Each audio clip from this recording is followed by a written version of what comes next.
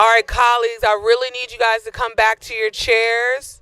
Councilmember Adam Stafford, Councilmember Burrows. We are back in Committee of the Whole.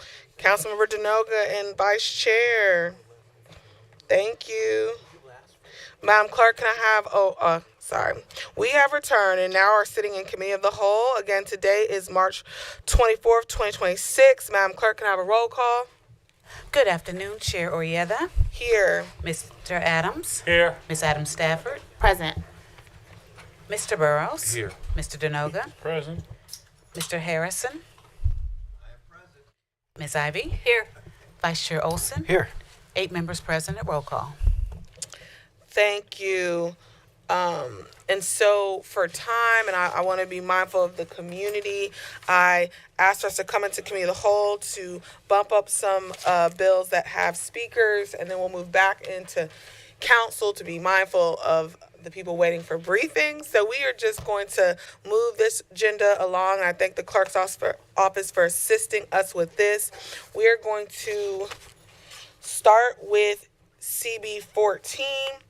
An act concerning child care expansion and quality improvement act for the purpose of expanding the availability of and quality of child care in the county, defining certain terms, establishing a county child care navigator, requiring a strategic plan for child care and annual reporting on program implementation, expanding, facilitating, and streamlining the use of the county and other public facilities by before and after school care programs, and generally relating to before and after school care programs, sponsored by myself, Councilmember Orieta, and I'll turn to Nathaniel Tutt for an overview, and we'll make it a brief overview. Yes, ma'am. Good afternoon, Madam Vice Chair, Mr. Vice Chair, Mr. Vice Chair, Madam Chair, and members of the County Council. CB 14 is an act concerning Child Care Expansion and Quality Improvement Act. This legislation is designed to expand the availability and quality of child care in the county. The legislation contains findings showing a significant decrease in child care availability and a large increase in child care costs in the county, and underscores the importance of early childhood education. The legislation defines certain terms and establishes a county child care navigator who would serve as a liaison between the county government and the public on child care related issues. And with that, I'll turn to Mr. Callender for the fiscal impact. Good afternoon. For the record, Caleb Callender. Enactment of CB 14 2026 will have a slightly adverse fiscal impact on the county to the extent of the salary needed for the child care navigator position established by this legislation. It is likely this position will fall under either a community developer 4G or an administrative specialist 1G. These salaries for these positions can range from $70,794 to $168,359.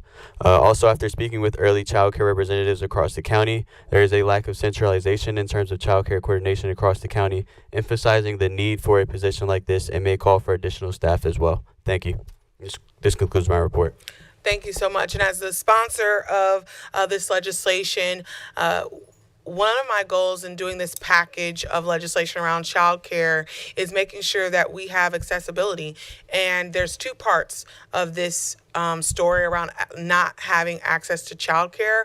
One is expanding opportunities for our providers, making it easier for them to navigate the system, and then also making it affordable for our parents. So I hope that my colleagues can support me in this legislation, because I think this will really level set the opportunities to expand childcare here in Prince George's County.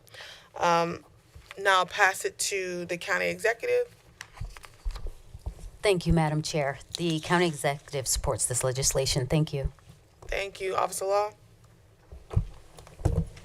Good afternoon, Madam Chair, and to all council members. The Office of Law has had the opportunity to review CB 14 and find it legally sufficient. Thank you.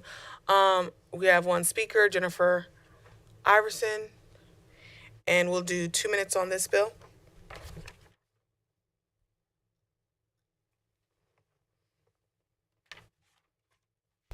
Thank you, Madam Chair, council members. It's an honor to be here. I am Jennifer Iverson, Executive Director of Child Resource Connect, formerly Prince George's Child Resource Center, and we operate 5 major human services and maternal and infant health programs, 4 of which are countywide. And I'm here today because Child Resource Connect is the state designated child care resource center for Prince George's County, designated by Maryland State Department of Education.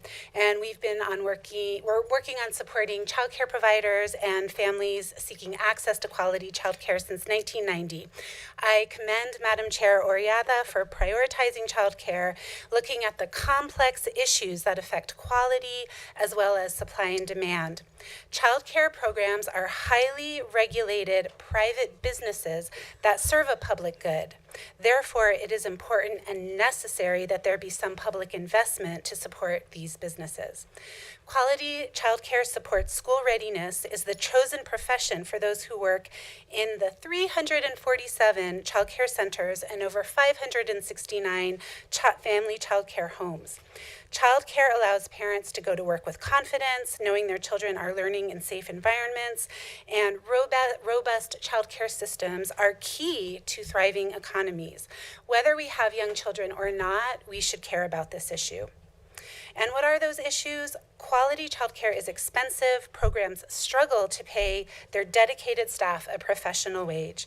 The average salary for a childcare teacher in our county is just over $23,000 a year, compared to a public school teacher at $85,000. Combine that with the fact that the childcare scholarship has been frozen since May, so fewer families are able to access quality care. A robust childcare system, like the three-legged stool, is like a three-legged stool. We need quality program, adequate compensation, and affordability for families. All are addressed in Chair Oriada's childcare package, and we look forward to the impact of these bills because it will mean childcare providers and families get the support that they need. Thank you. Thank you for your testimony, and thank you just for the support of yourself and the members of your organization. Having no additional speakers, I do have a set of amendments on page 3, line 7, to strike family services and replace with social services. On page 4, line 15, to strike family services and replace with social services.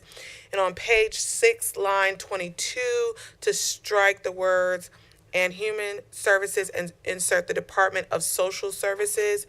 I'd like to make a motion to approve those amendments. Can I have a second? Right. We'll do discussion after the motion. So it's been properly motioned by myself. It's been seconded by Vice Chair Olson. Is there any discussion? Councilmember Harrison? I just wanted to ask you a quick question on the position. So that person would be in the Department of Social Services? Correct. We did make that change after meeting with the county executives team. Okay. And also the committee director spoke upon there might be additional positions that are needed. Is that part of the budget negotiations with the county executive through the general fund budget? So that would be part of negotiations, but it is also allocated in its own funding stream. And so there'll be an amendment to CB17 that'll allow the county to also use it towards administrative costs. And so we've discussed that and possible negotiating it in the budget. Okay. Thank you. You're welcome. Can I have a roll call? Chair Oriada, Aye. Mr. Adams, Aye. Ms. Adams Stafford, Aye. Mr. Burrows, Mr. Denoga, Aye. Mr. Harrison, I vote aye. Ms. Ivy. Aye. Vice Chair Olson. Aye. Motion carries 8-0. Thank you. Now I'm going to move us to, oh, thank you. Now can I have a motion to move favorably as amended? So moved. Moved by Vice Chair Olson, seconded by Councilmember Burrows. Can I have a roll call? Chair Oriada, Aye. Mr. Adams, Aye. Ms. Adams Stafford, Aye. Mr. Burrows, Aye. Mr. Denoga, Aye. Mr. Harrison, Ms. Ivy. Aye. Vice Chair Aye. Olson, excuse me. Aye. Motion carries 8-0. Thank you. Now moving us on to CB 15-2026, an act concerning Child Care Building Blocks Act for the purpose of establishing a child care facilities loan program to preserve and increase child care, providing for eligibility for permissible uses of financial assistance from the program, providing for the funding and administration of the program, and generally relating to child care facilities, sponsored by myself, Councilmember Orietta. I'll pass it to Raina Hightower for a staff overview. Good afternoon, Madam Chair. This bill, as you mentioned, creates a child care loan program to be administered through the Economic Development and Incentive Fund, and it is to support new and expanding child care centers throughout the county. The bill also discusses eligibility requirements and permissible uses. It also has reporting program activity requirements. The Economic Development Corporation and FSC First provided comments supporting the bill with amendments. Both comments explained as drafted in the bill would have a positive and negative impact. Also, the director for economic development with the city of Laurel provided a comment supporting the legislation with amendments. They would like to see the award amount raised to $20,000 per applicant, allowing the maximum outstanding loan cap to be $1 million. Ms. Miller-Why can provide you a policy and fiscal overview of the bill. And that concludes my overview. Thank you. Thank you. Good afternoon. For the record, my name is Shaylin Miller-Why, Policy and Budget Analyst. Adoption of CB 15-2026 would adversely impact the EDI fund, as it would require the fund to set aside $500,000 to administer the program. It may also require additional funding for 2 positions, including an underwriter at $90,000 annually and an asset manager at $88,000 annually. Indirectly, adoption of CB 15 would promote the recruitment and retention of child care centers and homes within the county, especially regarding affordable care. This could also meet the gaps in the overall reduction of family child care providers. Thank you. Thank you. Again, I'm the sponsor of this legislation. One of the things that's really important is that we support our small businesses, and we know that there is a lot of red tape, especially on the state level, and a lot of changes, especially when we have home child care facilities that are trying to open up. They need assistance. And so the goal of this legislation is to create that opportunity. I did have the opportunity to meet with FSC and the leadership of EDC to work on a draft 2 that I think will address some of the issues and concerns that they outlined.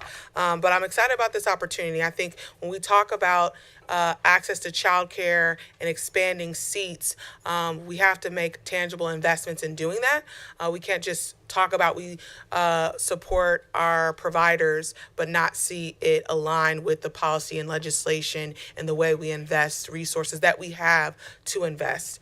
And now I'll pass it to the speakers list.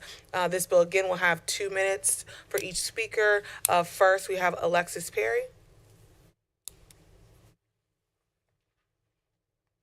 All right. Next, we have Brianna Meadows.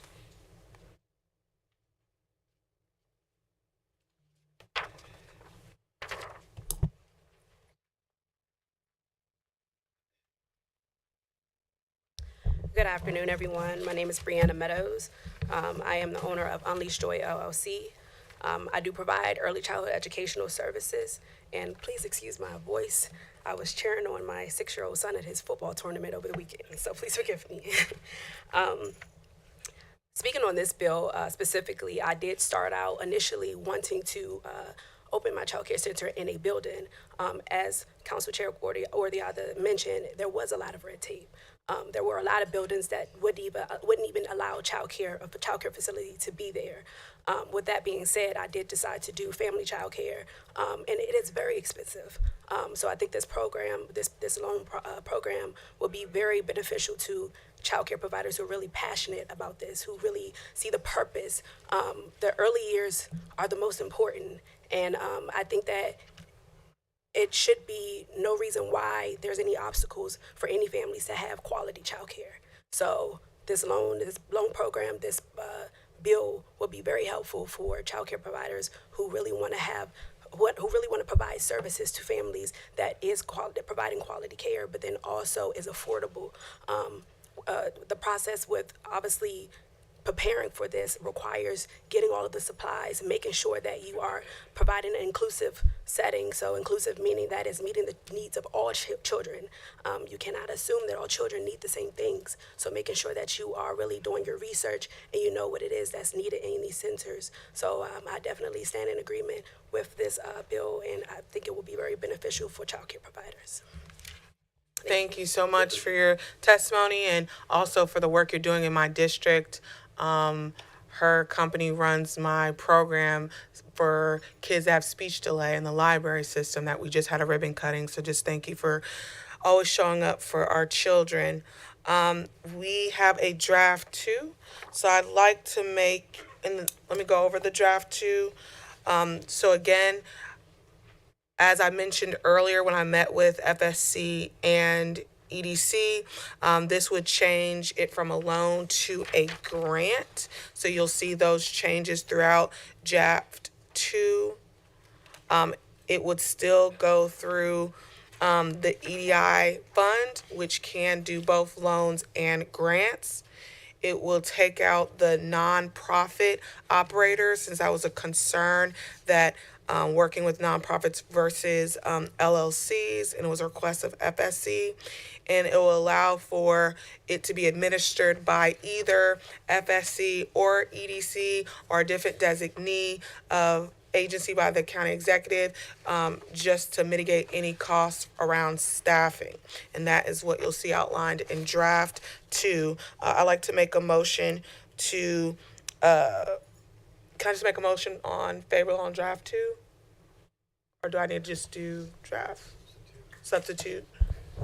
It could just be to include the amendments that were verbally outlined. And then you'll do a motion to, after this, you would do a motion favorable with amendments. Okay. Okay.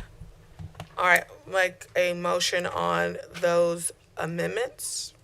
Seconded by Vice Chair Olson. Discussion? Councilmember Harrison? Point of clarification on a process, and my memory is a little fuzzy, so someone please help me. But the EDI fund, is there anywhere in the language that we have to, I thought the EDI fund was for commercial retail shopping centers.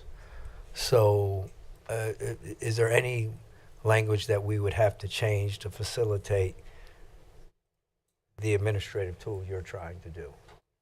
No, for my meeting, but I'll let either Ingrid, president of EDC, or... I'm just trying to get some clarity. Hey, how you doing? State your name for the record, please. Andre Plummer, Financial Service Program Manager at Prince George's County EDC. To answer your question, Councilmember Harrison, there is language in the legislation for the inclusion of conditional loans, conventional loans, and grants. And we have done grants historically. Okay. Thank you.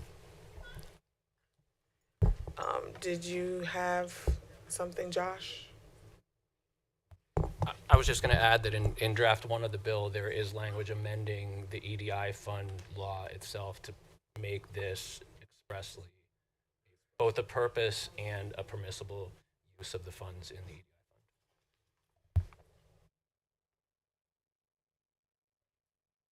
fund. Councilmember Burrows? Josh, if you could just help explain to me the rationale of why this would be a grant versus a loan and why the EDI fund makes sense for this. I've had concerns with the EDI fund for some time, and I think the EDI fund would be most effective by focusing on businesses where we're trying to expand an industry that's going to produce a lot of jobs, it's going to have high tax revenue. I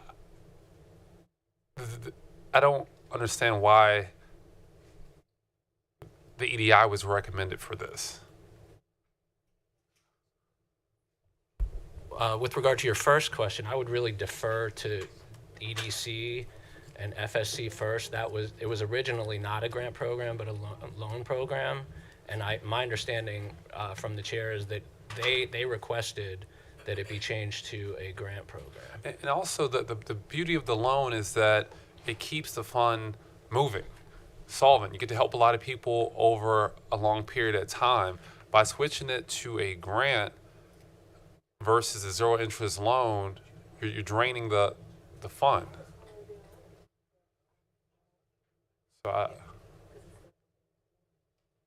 and I'll say this, I think when I met with them, I agree with you. I think that that was the intention of why I wrote it as a loan. And it also mirrored similar legislation in other jurisdictions where they did a loan model so that, you know, it allowed us to invest, but then we knew that we'd get the money back. And then the compromise, again, I try to meet always with the administration on every bill, would be that it would be for FY27, a one-time grant.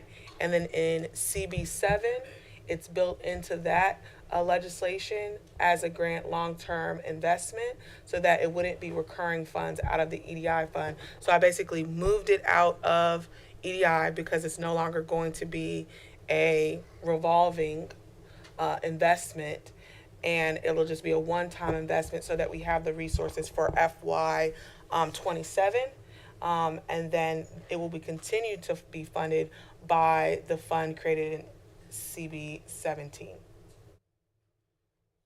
So essentially, it's okay. I hear you. Thank you. Any other questions?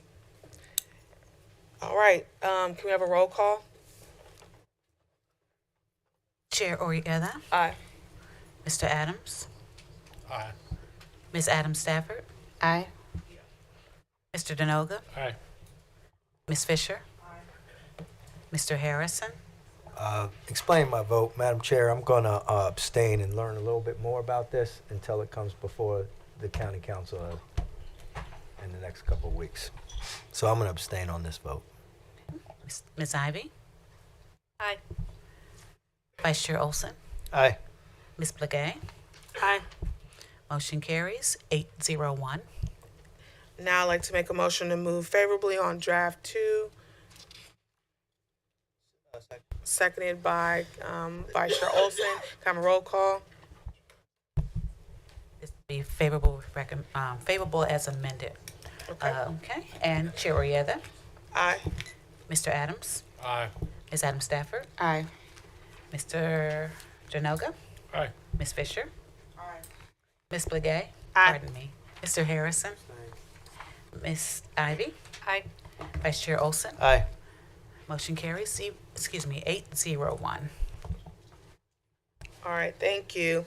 Now moving to CB 16, 2026, an act concerning Early Start Child Care Scholarship Program for the purpose of establishing and administering a scholarship program to assist modest income families in obtaining child care services for 0 to 3-year-olds in Prince George's County, subject to certain conditions and generally relating to early childhood education and child care. Again, sponsored by myself, Chair Orietta. I will pass it to Nathaniel Tutt for an overview.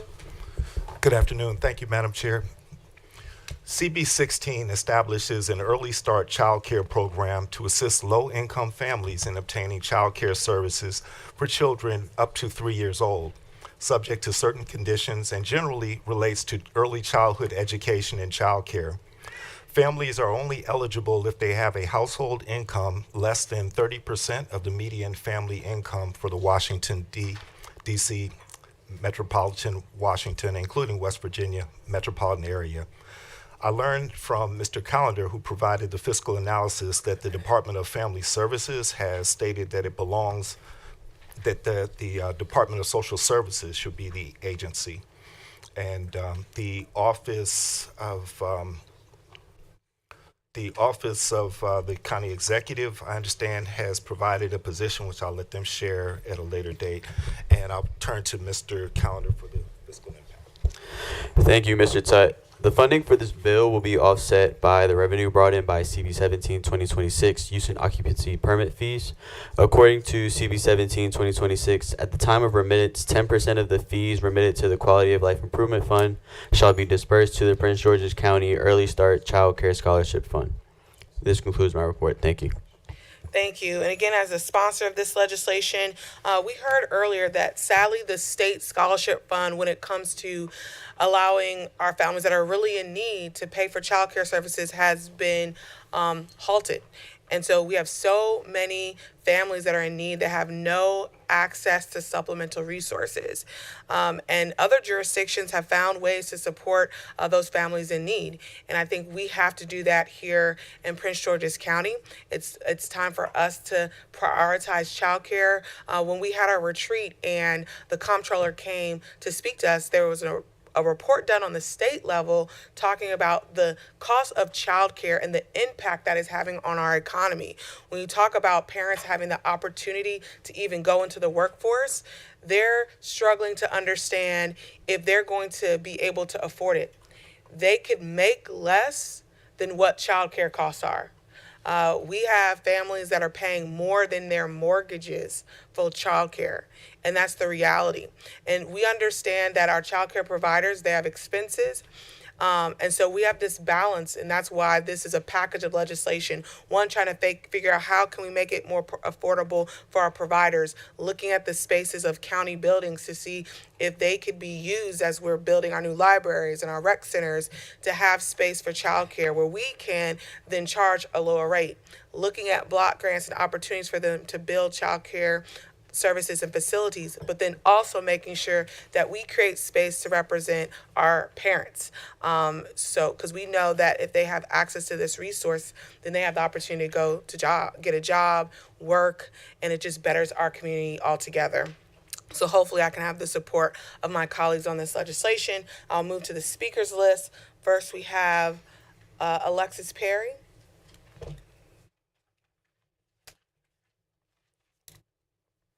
It's great to see you again. Good afternoon, Council. My name is Alexis Perry, and I am a parent. I would like to thank you for bringing awareness to the ongoing issue in regard to child care. Access to child care based on affordability, availability, and quality of care are some of my main concerns when it comes to the cost of child care. Unfortunately, the cost burdens my ability to work full-time. On average, child care for an infant, such as my daughter, runs at minimum about $1,500 a month, which runs neck and neck with my rent.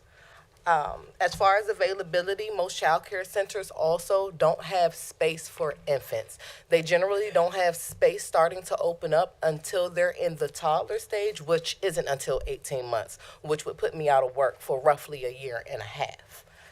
And then lastly, quality of care has gradually decreased over the years. So now as parents, we have to provide those things such as diapers, wipes, food, whereas those things were always included with the cost of care beforehand, which just tacks on an additional bill that unfortunately also burdens my finances.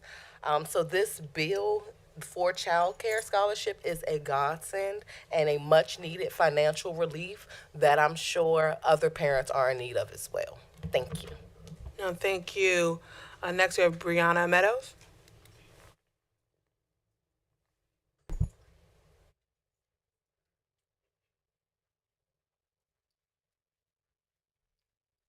Good afternoon again, everyone. This is actually the moment that I was waiting for because I come as a parent and a soon-to-be child care provider. I believe that this bill is important because I remember when I was trying to obtain child care, quality child care, and how expensive it was.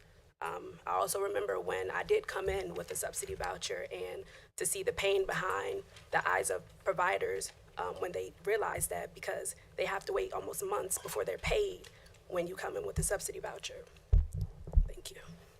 When you come in with a subsidy voucher, so providers, although 90% of their families may have vouchers, they have to wait a long period of time before they even get their payment. As an upcoming provider, I now see how detrimental the child care scholarship is, and the freeze is very is impacting a lot of child care centers. A lot of people that I've gained rapport with have expressed the issue with the freeze of the child care voucher.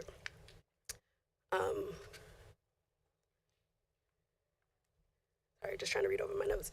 Providers are having to wait long periods of time, obviously, for their payments, and then also having to still try to sustain their bills, keeping up with items that they need, or as Ms. Perry mentioned, diapers and wipes and everything for their facility. So I do believe that the child care freeze is really making it very hard for providers.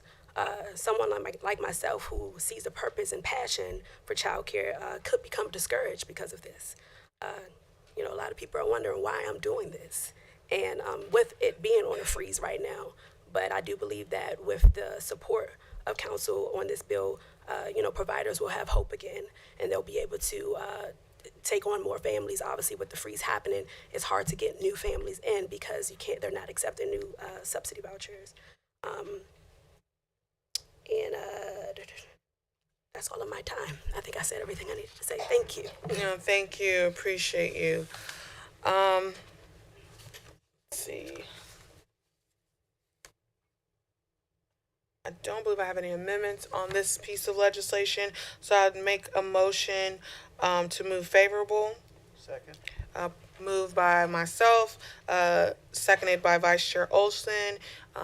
Seeing no discussion, can I have a roll call? Chair Orietta. Aye. Mr. Adams. Aye. Ms. Adams Stafford. Aye. Ms. Blagay. Aye. Mr. Denoga. Aye. Ms. Fisher. He stepped away. Ms. Ivy. Aye. Vice Chair Olson. Aye. Mr. Burrows. Motion carries 9-0, excuse me.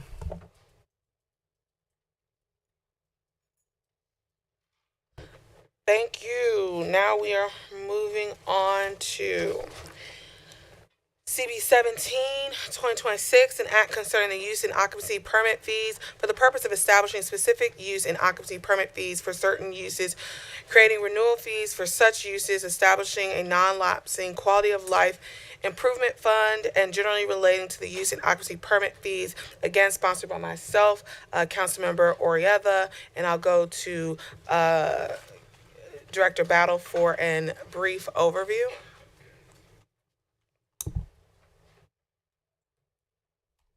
Thank you, Madam Chair, members of the council. CB 17-2026 establishes a $5,000 use and occupancy permit fee for what are defined as special quality of life impact uses. These uses are defined as Class A beer, wine, and liquor store, a tobacco shop, an electronic cigarette shop, or retail tobacco use. Also, a regulated firearms dealer and a consolidated storage use. The bill establishes a $5,000 use and occupancy permit annual renewal fee due 12 months after the initial approval of a UNO permit, and also requires $5,000 renewal fee payable on January 1st, 2027 for all existing uses as of the effective date of the bill. Revocation of a use and occupancy permit will occur for failure to comply with the fee requirements. The Department of Permitting, Inspections, and Enforcement is authorized to notify businesses subject to the bill's requirements in writing and may provide a 90-day grace period for late fee payments.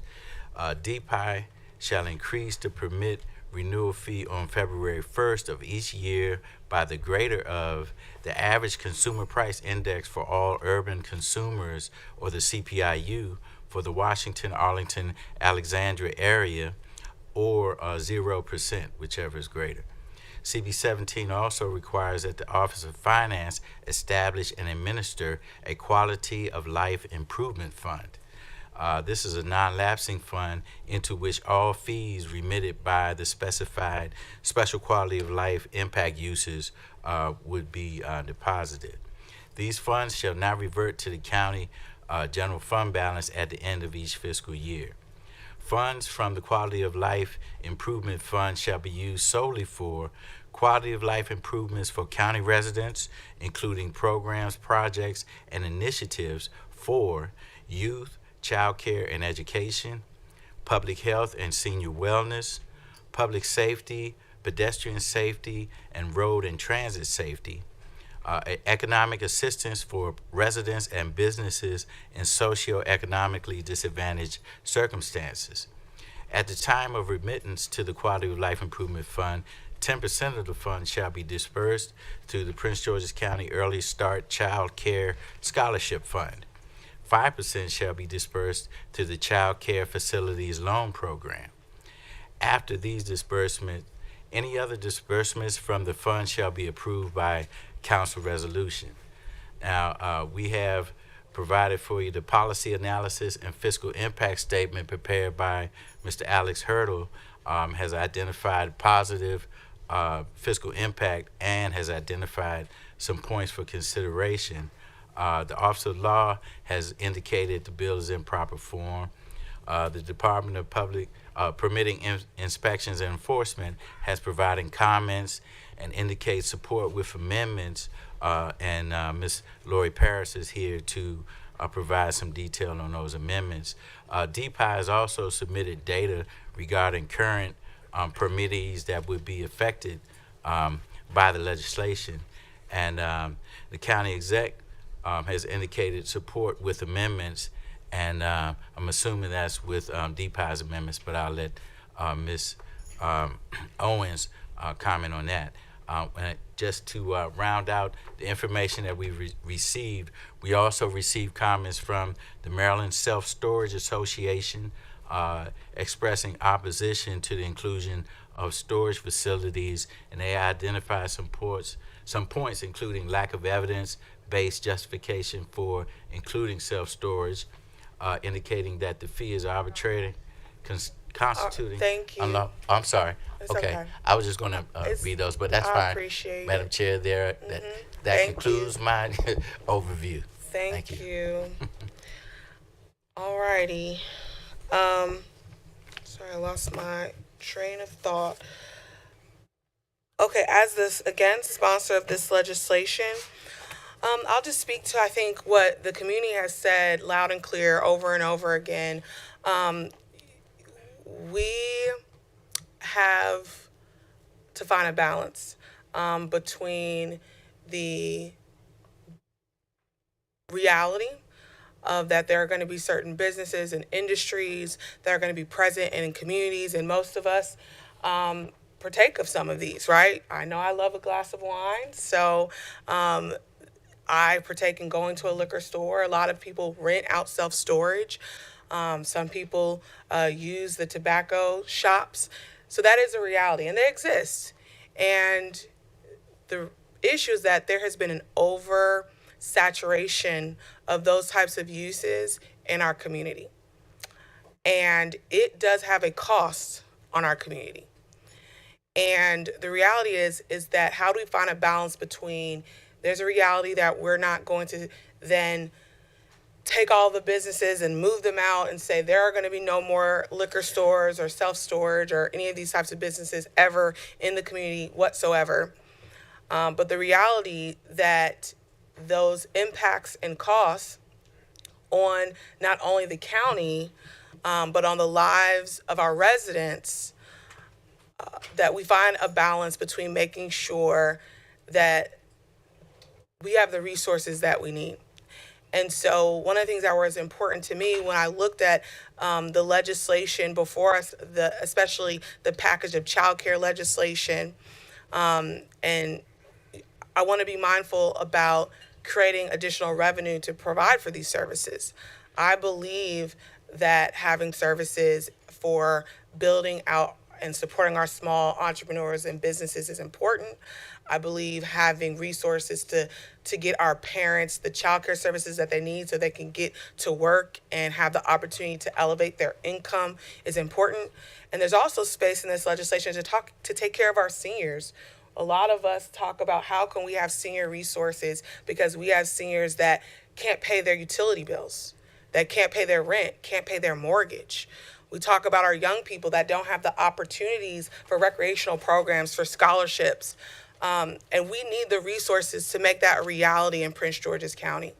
And so finding the balance of not wanting to stifle the economic development that we want to see. And the reality is there's not a place that I can go in my district that someone's going to say, I want another self-storage and I want another liquor store.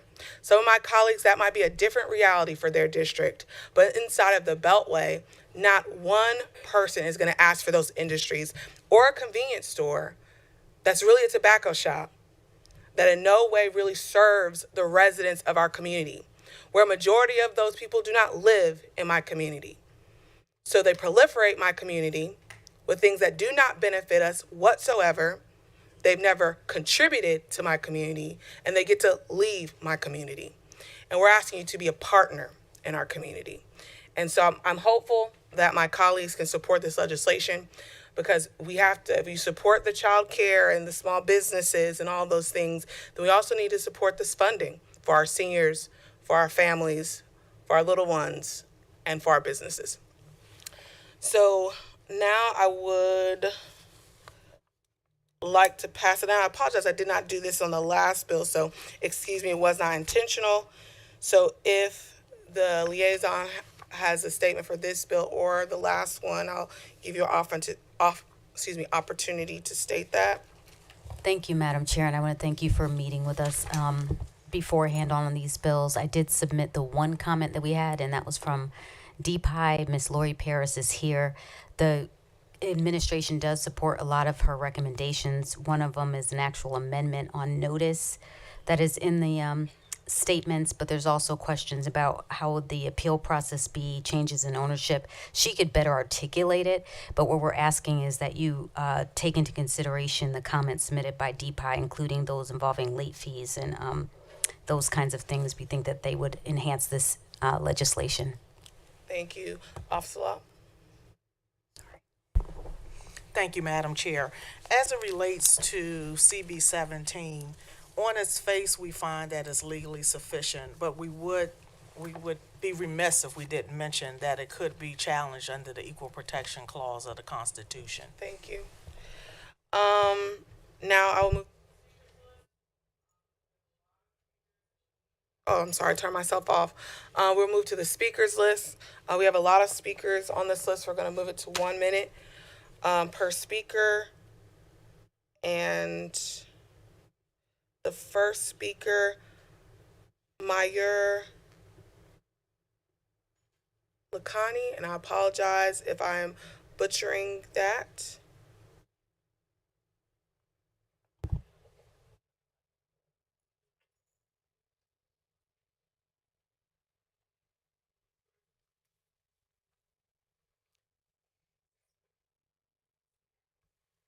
I have a question, like, just to save the time, if only 5 or 6 people speak, and if you can give them 2 minutes of time?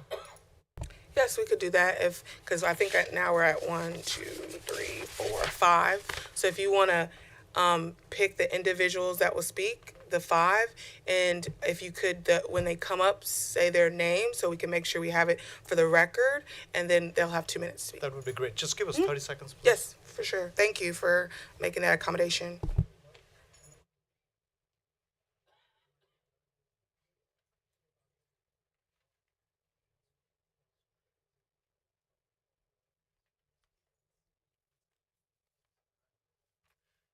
Good afternoon, Madam Chair and committee.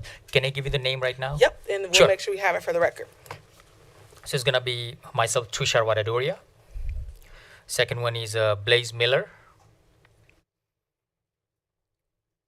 Dinesh Patel, Pratham Patel,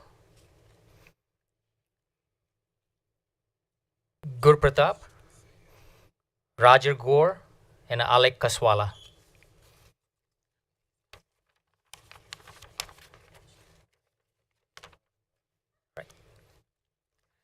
And before each of you speak, just give your name one more time for the record, and you have 2 minutes. Okay, all right. Good afternoon, Madam Chair and members of Council. Thank you for the opportunity to speak. My name is Tushar Vadadoria. I'm the owner of the JB Liquors, Class A beer, wine, and the liquor store in Prince George's County. I'm here today to respectfully but strongly oppose CB 17. At the outset, I want to emphasize that businesses like mine are already heavily regulated and financially burdened. We currently pay approximately $4,000 annually for our liquor licenses. On the top of that, we pay personal property taxes, common area maintenance, high insurance. Even though we do not own the property, majority of they are in the shopping center. And these are not the optional expenses. They are required to remain in compliant and in the operation. This bill proposes additional $5,000 use and the occupancy fee, plus recurring $5,000 annual renewable fee, which effectively imposes a new and the significant financial burden on already compliant small businesses, because it is important to understand that nearly 70% of the small businesses operate on the very tight situation, essentially hand to mouth, making it extremely difficult to absorb additional financial burdens. Furthermore, this legislation appears to unfairly target specific local industries, including the liquor store owners, by associating them broadly with negative social outcome. As responsible business owners, we strictly follow all the laws, verify the identification, prevent underage sales, and actively contribute to maintain the safe communities. I would also like to highlight that many of us are actively contributing to the community, whether through local sponsorship, donation, or community engagement. We are not just the businesses, we are part of the fabric of our great Prince George's County. I would also like to share the important initiative that highlights a strong sense of community collaboration in the Prince George's County. We all liquor stores are proud to support ASRA, Asian American Spirit Retail Association, organization that promotes and carries the African American Spirit brands. This effort is focused on strengthening our local economy by ensuring that dollars spent within our community continue to circulate and benefit local businesses and residents. For all these reasons, I respectfully urge Council to reconsider or oppose CB 17. Thank you very much for your time and consideration. Thank you. I'll just have the next speaker come up from the list he gave. Thank you. Good afternoon, Madam Chair and members of the council. My name is Blaze Miller. I'm president of BK Miller Meats and Liquors in Clinton, Maryland. We're a fourth generation family business. We've been on the same corner in Clinton for 113 years. I currently pay, just so you know, I opposed this bill 017. I currently pay over $74,000 in property taxes. I pay $100,000 a year for security at my store, off-duty sheriff's deputies at my store. That's $100,000 that goes to people in our community, in our county. I pay one of my employees an extra $200 a month just to clean my parking lot and keep the signs off of our telephone poles, which I think beautifies our county. I don't need another $5,000 fee. I have 51 employees. 41 of them live in Prince George's County. In the last 5 years, we have donated over $200,000 to local charities. Just 2 weeks ago, we gave $15,000 to Frederick Douglass High School to help renew their bathrooms. We also gave $15,000 to the Clinton Fire Department next to us for equipment. Let's see. Annual fee of $5,000 is just another discouragement for small businesses to remain in Prince George's County.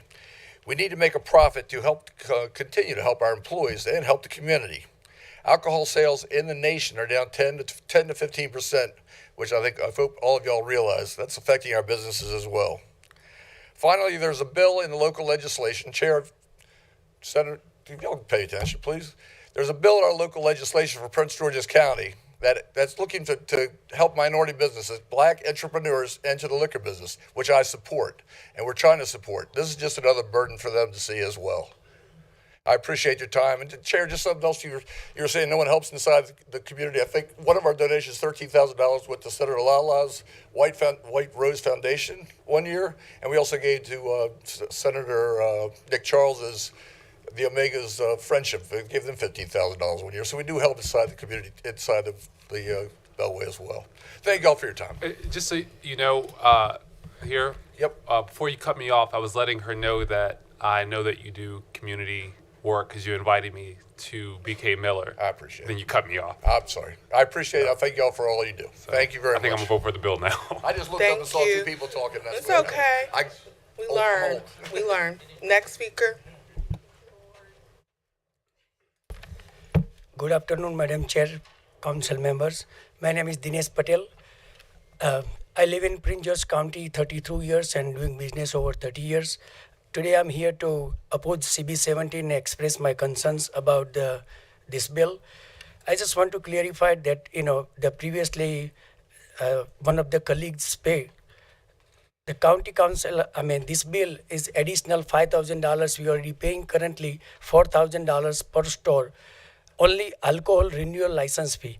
Additional on top, we have a trader's license fee, as well as every employee who work in a liquor store, there has to be alcohol awareness certified. So we pay additional $75 per employee to do that alcohol awareness classes. So, and on top that, we have 5 different agencies to regulate it to the liquor store. We have a liquor board, we have a DPI, we have a ATC, we have a comptrollers, and we have a IRS.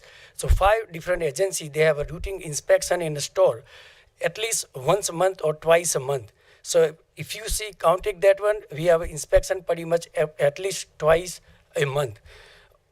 Also, to just address that madam concerns that liquor stores was no new license at issue over last, I think, at least 30 years. So the liquor store, the increase is tobacco store in the county is a big concern, but the liquor store was always the same amount of the liquor store in the county. There is no liquor store was increased in the county, and they follow all the guidelines and everything.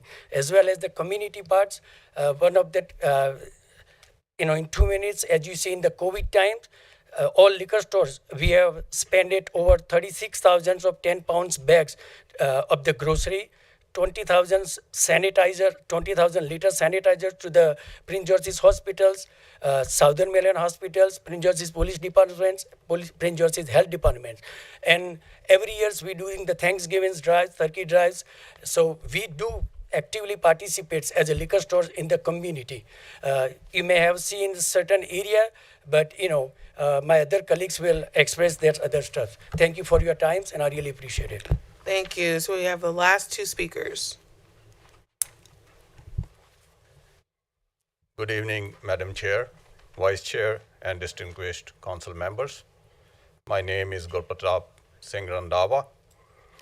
As a small business owner, I already shoulder a significant financial burden each year.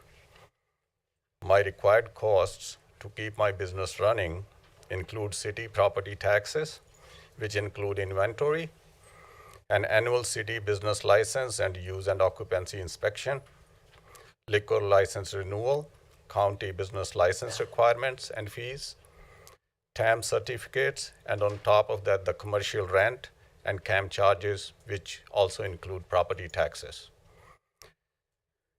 Respectfully and humbly, at the end of the day, I am a small business owner who invested in this business to support my family and maintain my home. Proposals like CB 017-2026 feel like a direct hit to my ability to continue doing that responsibly and sustainably.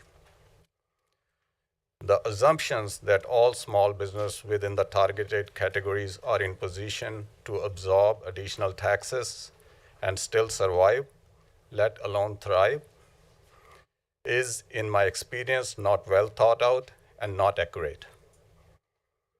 Many of us are already operating on thin margins, and selective increases place an uneven burden on these businesses. I humbly feel that this approach of targeting specific type of small business is unfair and inequitable, and it risks harming the very entrepreneurs who are contributing to the local economy and community stability. For these reasons, I respectfully request that CB 017-2026 be denied further consideration. Thank you for your time and for allowing me to be heard. Thank you. Thank you. And the final speaker, this will be speaker number 5.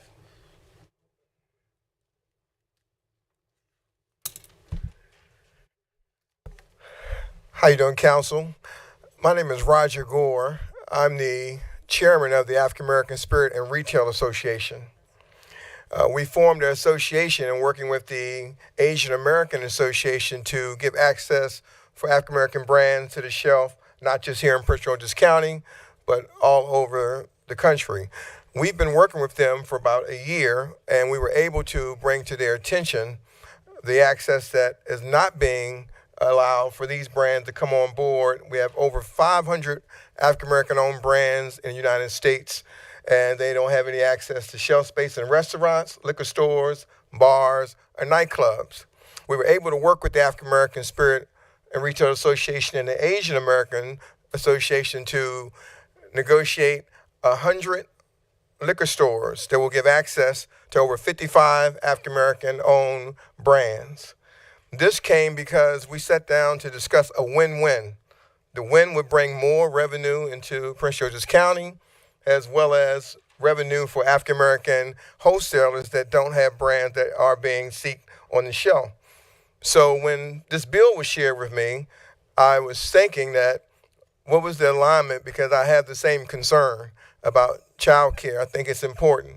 I have the same concern about crime, behavioral things that go on in our community. My concern also was, as I work with the African American Spirit and Retail Association and the Asian American Association, there are a lot of small owners, small business owners. And I was concerned, one, for the alignment.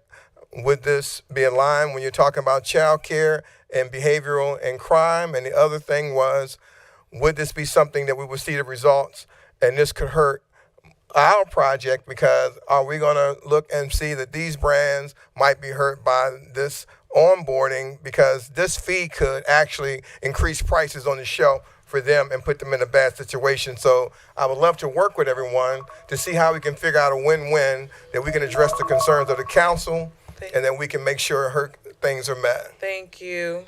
Appreciate you. That concludes our speakers. But we condensed it to 5. 1, 2, 3, 4, 5.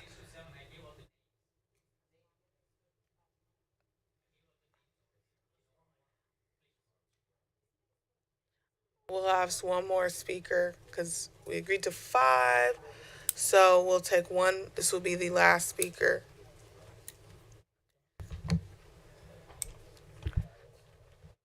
Thank you, Madam Council and members of the chair. Madam Chair and members of the council, my name is Pratham Patel. I am the owner of Louisville Market here in Prince George's County. I was born and raised in this county. I attended the University of Maryland at College Park, and after graduating, I made the intentional decision to invest back in the same community that raised me by opening my first business here. We're a small community-based market with grocery and laundry and daily items, as well as a few alcoholic beverages. In addition to the issues that you guys have mentioned, we are burdened with financial obligations that already make it difficult for us to operate. I won't take up too much of your time, as many of the points have already been noted, but I'd like to take the opportunity for all of those here today that oppose this bill to please stand behind me so that we can show how many of our community members here are against this bill. Thank you.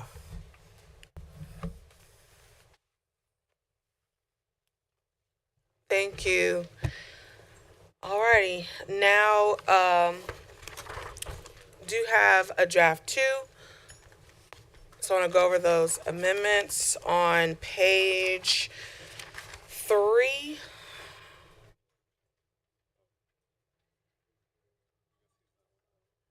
Oh, sure. I apologize. I didn't have the list broken up in that way. So go ahead, come forward. Give your name. Not trying to be rude or anything. No, you're not being rude. For the record, my name is Bruce Periano. I'm here on behalf of the Maryland Self-Storage Association. Very strong opposition to this legislation.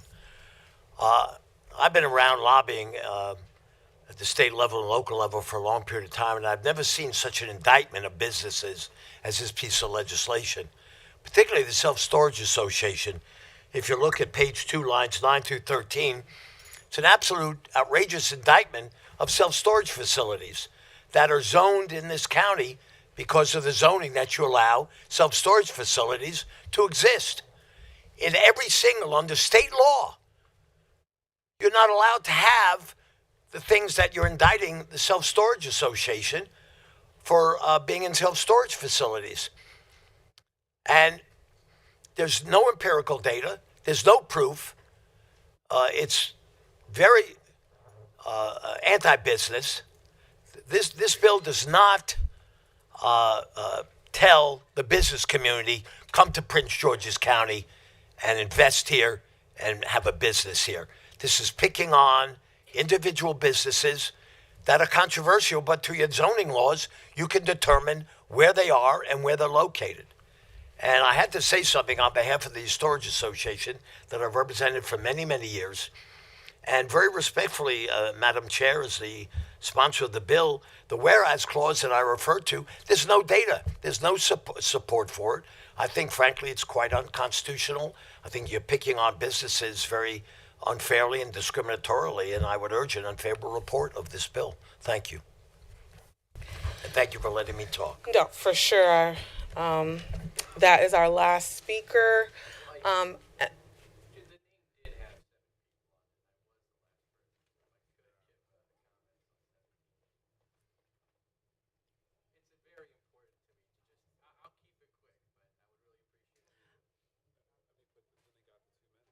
Yeah, so I'm gonna have to say no. We made an agreement. We went to the speaker list. We're going to move on. And so,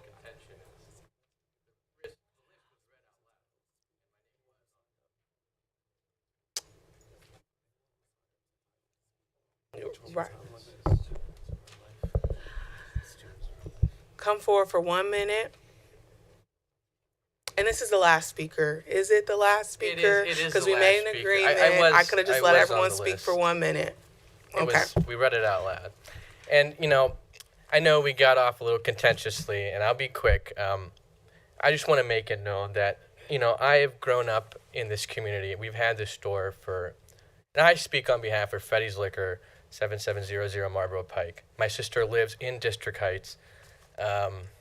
We've grown up in this community, and I will say that I understand where this committee is coming from. I truly do.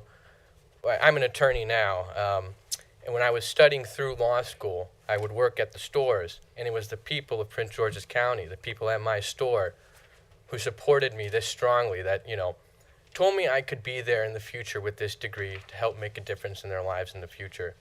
And I found that, you know, I could use this store as a vehicle to achieve just that. And I feel that there is a pathway for negotiation between this industry, between these hardworking people and everyone else in Prince George's County. I think there is a way we can come to the table together, and I just not believe a $4,000 increase is that way. Thank you. Sorry, can you state your name for the record? Oh, sorry. Thank you.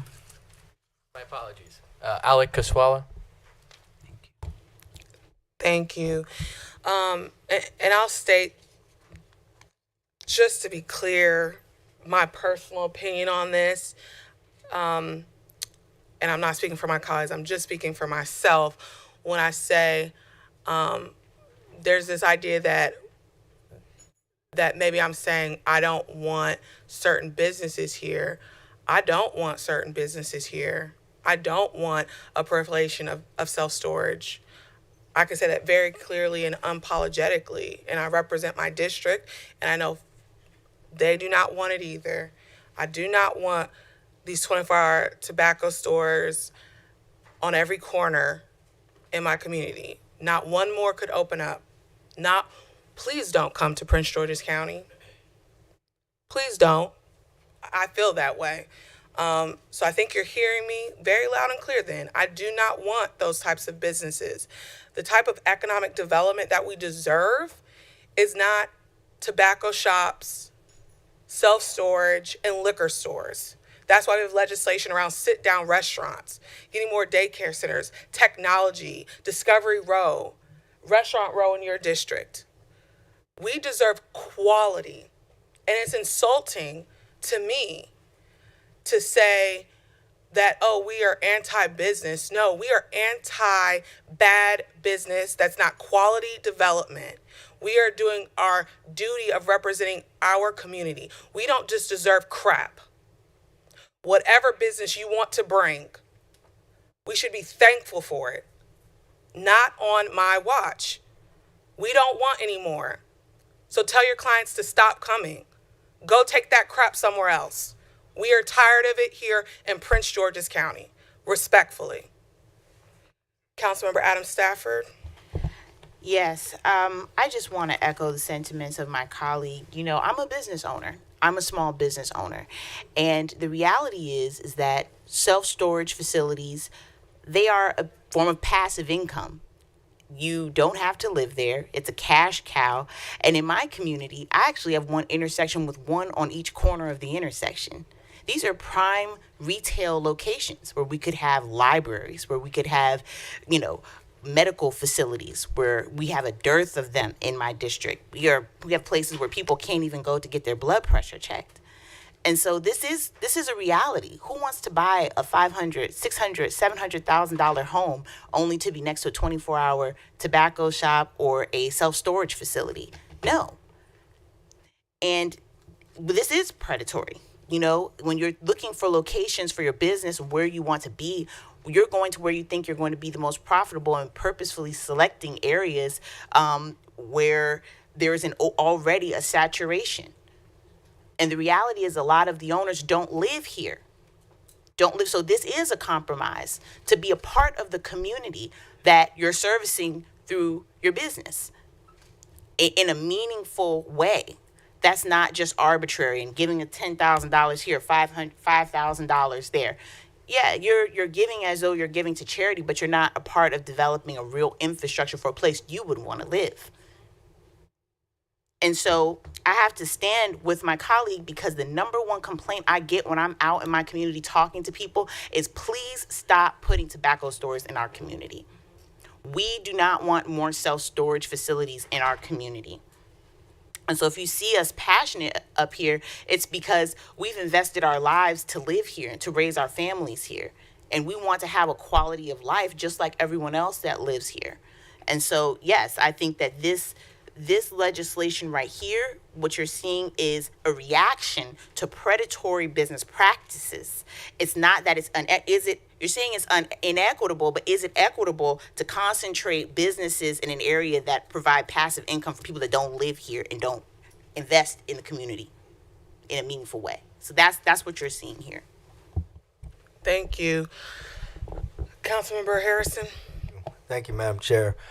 First and foremost, I respectfully respect all my colleagues' opinions. Definitely respect the community's opinions as well. And I want to thank everyone for taking time out of their busy schedule to be here today and be a part of our democracy. Mike, I just have one quick question, and this is from a legal perspective. Attorney Bell, you just spoke on some constitutional challenges with the bill, but you didn't explain what those constitutional challenges would be. What will we be looking at when you speak upon the challenges? So what I stated was that it could be a challenge under the Equal Protection Clause.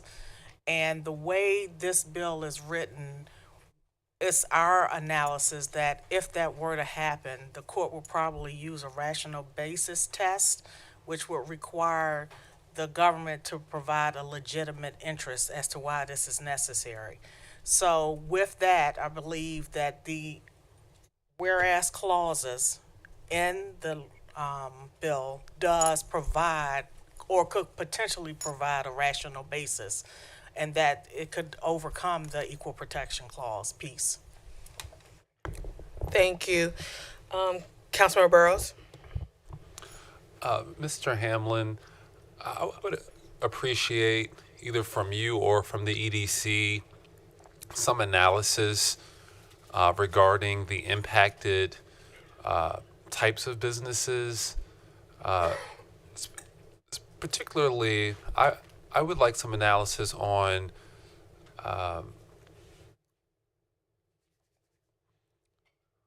are these owned by people who live in the county? What is the composition of the workforce there? Are they county residents? That I'm interested in learning more about the impact the parties. Councilmember Blagay. Yes, and I do thank you all for coming here. I do actually have a question. That's a good question that I would like to know. Of those that spoke, how many of you all can you stand up if you live in the county? Okay, I mean it just yeah. And you all of you all live in the county, live in Prince George's County. My 2 grandchildren Okay, live in this county.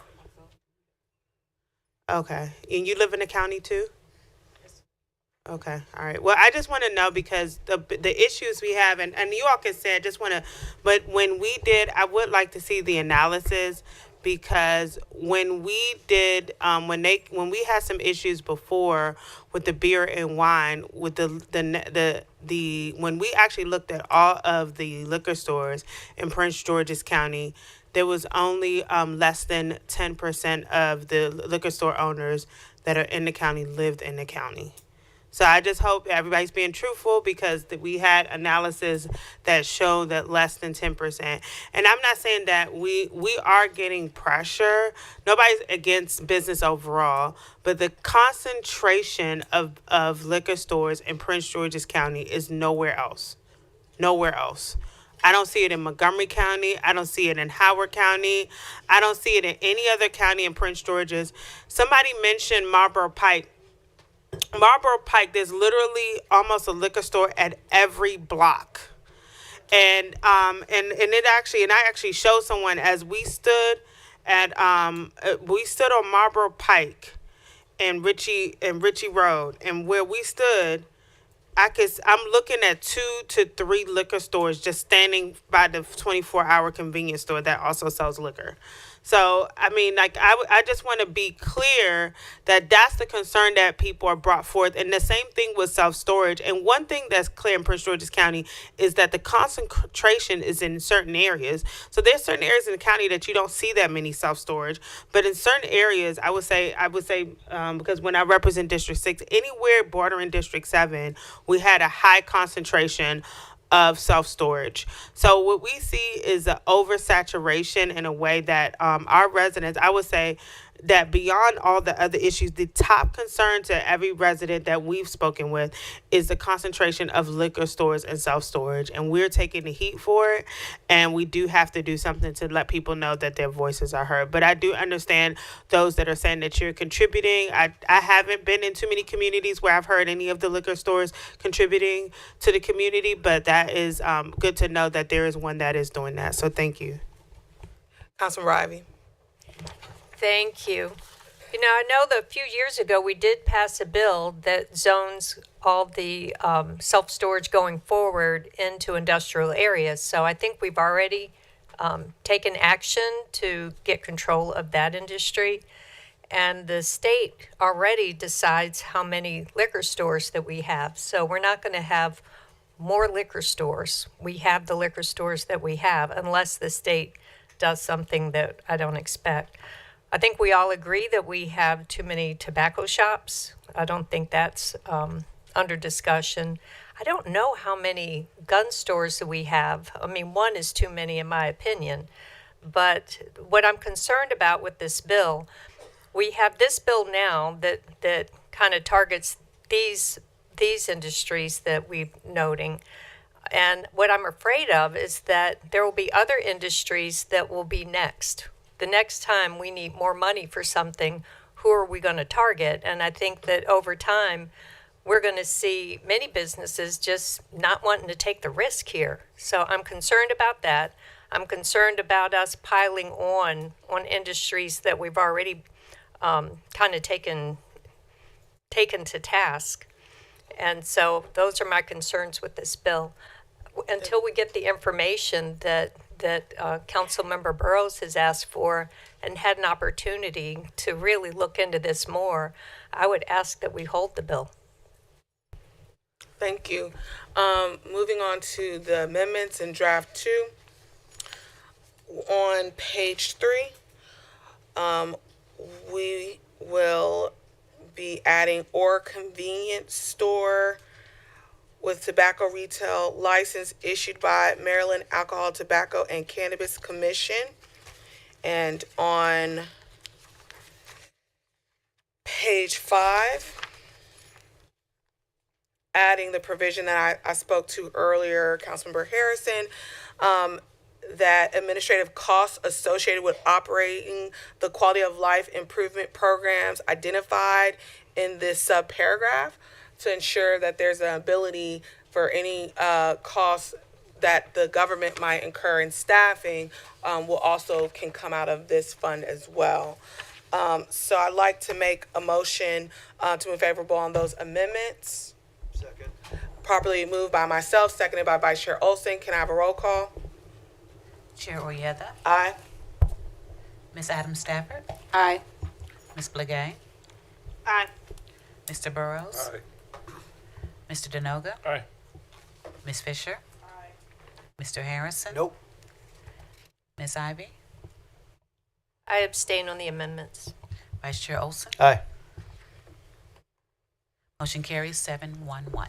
Now I'd like to make a motion to move favorable as amended. Second. Properly moved by myself, seconded by Councilmember Blagay. Can I have a roll call? Chair Oyetha, Aye. Ms. Adams Stafford, Aye. Ms. Blagay, Aye. Mr. Burrows, In addition to my request, I'd like to add, I want a deeper understanding of their the revenues, the annual revenues of these impacted businesses, and then also whatever community contributions that they are saying that they're making. And with that, I vote yes. Mr. Denoga, Aye. Ms. Fisher, Mr. Harrison, No. Ms. Ivy, No. Vice Chair Olson. Aye. Motion carries 7-2. Thank you. Due to the time, I know the EDC has been waiting patiently. I'm going to recess us out of Committee of the Whole to go back into County Council to hear their presentation. Can I have a motion to recess? Move, seconded. Those in favor say aye. Please do not leave.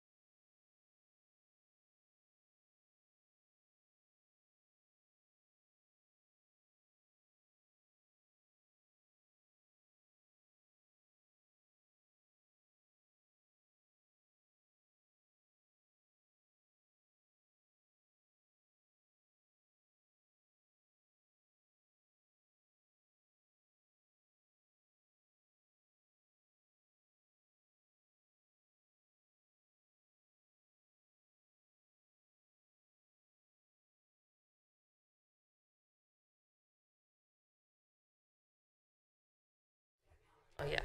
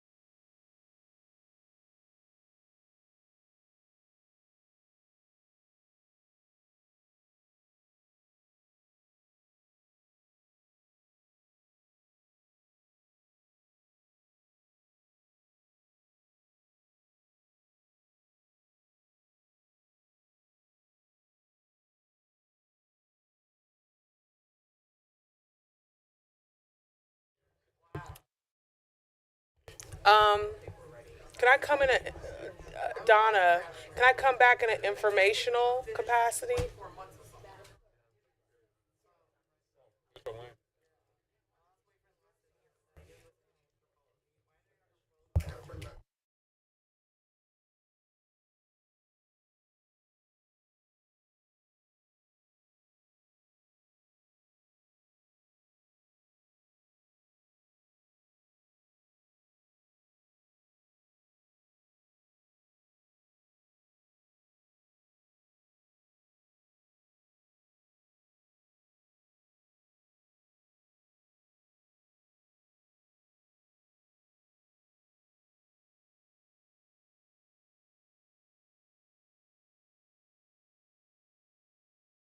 Yeah.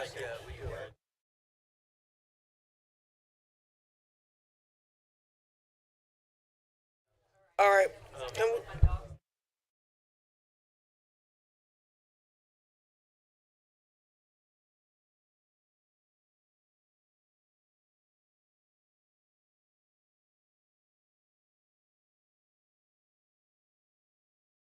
if I can have you join your seats, I think we're at a quorum.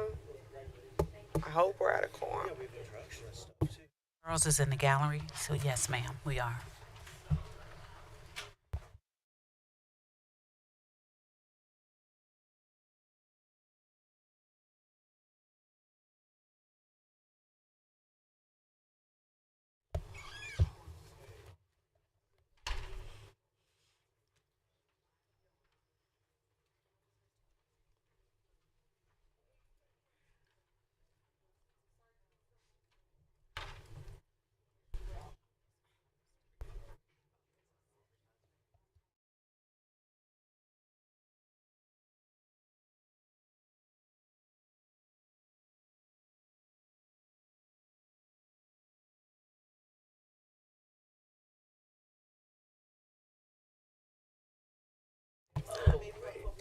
All right, Councilmember Fisher and Councilmember Burrows, if you please could join me back up so we can get started.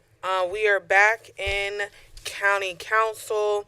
I'm going to do one resolution and then we're going to go to the briefing just to make sure we have a quorum for a vote.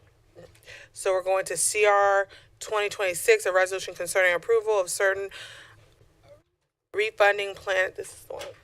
Okay, perfect.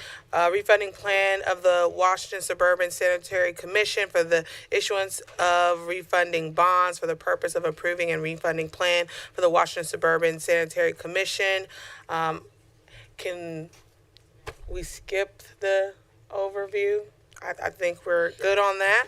Is there any additional sponsors? Seeing no additional. Mr. Denoga, you're already listed. Thank you, Madam Chair. Ms. Fisher would like to sponsor as well. You're listed, Mr. Denoga. Okay, thank you. This stands introduced. Do I have a motion to suspend the rules? Properly moved and seconded by Councilmember Denoga. Can I have a roll call? Madam Chair, we need 8 members to suspend the rules. Okay, well, we're gonna just go ahead and move to the We could briefing. You could convene as the COW. I'm sorry. You can just announce we're now convened as the COW, and you can do an overview and vote it out that way. Would we have to break again, though? No, you just do it in the Okay. same setting. We won't move it over. We are convened as committee of the whole. Can I have a motion to, Thank you, Madam Chair. I move to recommend favorable on CR 2026. Second. Properly moved and seconded by Councilmember Ivy. Can I have a roll call? Chair Orietta. Aye. Ms. Blagay. Aye. Mr. Burrows. Aye. Mr. Denoga. Aye. Ms. Fisher. Ms. Ivy. Aye. Vice Chair Olson. Aye. Motion carries 7-0. Thank you. We are in Now reconvened as County Council. County Council, and we will have a briefing on the EDI. Madam Chair, I'm sorry to keep interrupting you. You're fine. So we still need to just announce that it's normally a committee of the whole report that Mr. Battle would provide, and then we would go into a motion to adopt.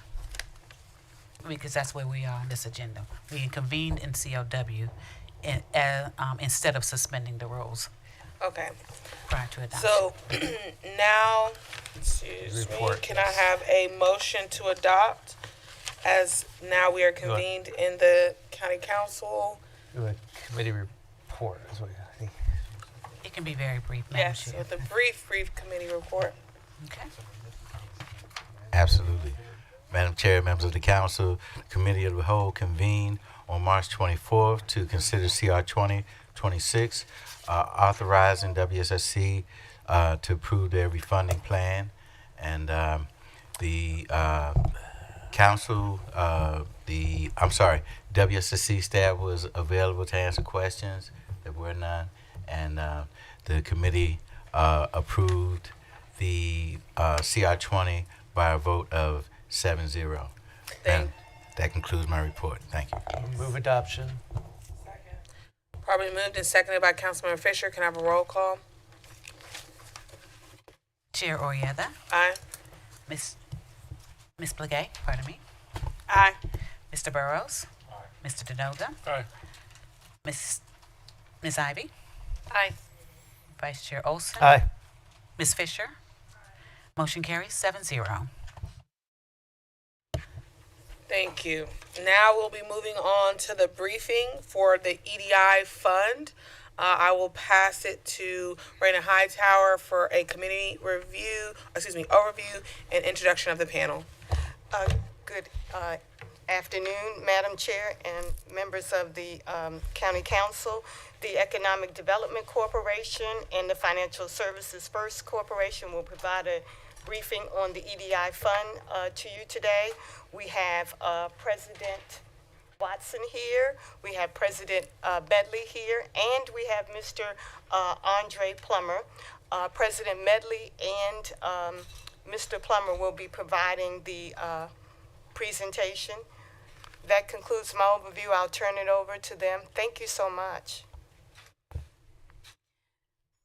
Good afternoon, Madam Chair, Mr. Vice Chair, distinguished members of the council. We're thankful for the opportunity to provide this EDI fund briefing. Keep going? Okay. And joined here by my colleague who will get us started. All right. Good afternoon, Madam Chair, council members, and constituents. My name is Andre Plummer, Financial Service Program Manager at Prince George's County Economic Development Corporation. And I appreciate the opportunity to provide this briefing of the Economic Development Incentive Fund, better known as the EDI Fund. As you all may know, the Economic Development Incentive Fund was a one-time appropriation from the county's budget back in 2011 of $50 million. What this program was designed to do in three parts: attract businesses, retain businesses in Prince George's County, as well as expand businesses in Prince George's County. On an annual basis, the program has the ability to lend up to $7 to $11 million. If we go to the next slide. Why is it needed? In a myriad of ways, but more specifically, this program was designed to really right-side the issues of the reliance on property tax for Prince George's County. So to grow the commercial tax base is one of the tenets. Also to bring the county forward out of the Great Recession. Obviously, that was a difficult time, and for finding financing opportunities. This program also allows for Prince George's County to compete with our neighboring jurisdictions, most notably Northern Virginia, Montgomery County, and the like. And this is an investment that was made obviously only through Prince George's County. There was no participation from the state from the initial appropriation. This next slide really gives a a backdrop of what was happening. This is a snapshot prior to the appropriation of the fund.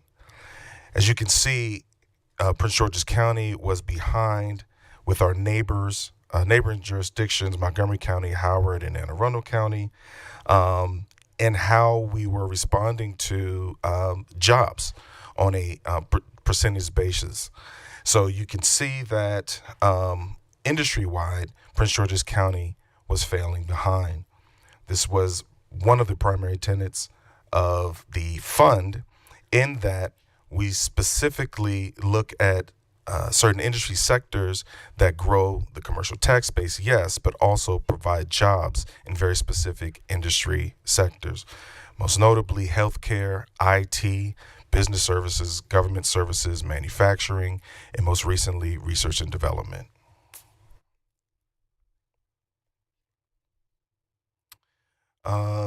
Go to the statutory purpose here. Again, the purpose of the fund is to attract, retain, and expand businesses Prince George's County or to Prince George's County, create and retain jobs, broaden the commercial tax base, and promote overall economic growth. Now, what's important is that in the legislation also, it describes the priority of businesses that are inside of the Beltway. Why is this important? This is important because we know that inside of the Beltway, in certain census tracts, there needs to be revitalization, right? So there's priority for sectors, business industry sectors inside of the Beltway, which these areas obviously lack. There's also special priority to minority business enterprise participation within the fund. So when we consider businesses in our participation of the fund within a capitalization of a deal, we also make a consideration that the business commits to minority business enterprises that are Prince George's County based, and they can participate in a myriad of ways through direct contracts, through utilization costs for construction. So it's that is also a priority of ours. The transit-oriented development. Transit-oriented development is also a tenet. This is important because we focus, when we do opine on deals, we look at the overall impact, obviously inside the Beltway in certain industry sectors, but also as it relates to transit-oriented development. This is significant in that it provides density. We want the impact for the fund to show that businesses and our residents can work, live, and play, right? So that's where the idea of density and transit-oriented development comes from. There's also consideration to special focuses within the fund. Obviously, the developed tier, as I said, transit-oriented development, businesses that are inside of the enterprise zone and enterprise zone focus areas, as well as special assistance or the SAIL program, special assistance for local entrepreneurship. So for any businesses that have majority ownership of county residency.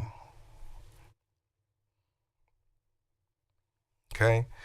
Some of the highlights of the fund is most awards are loans to small and medium sized businesses.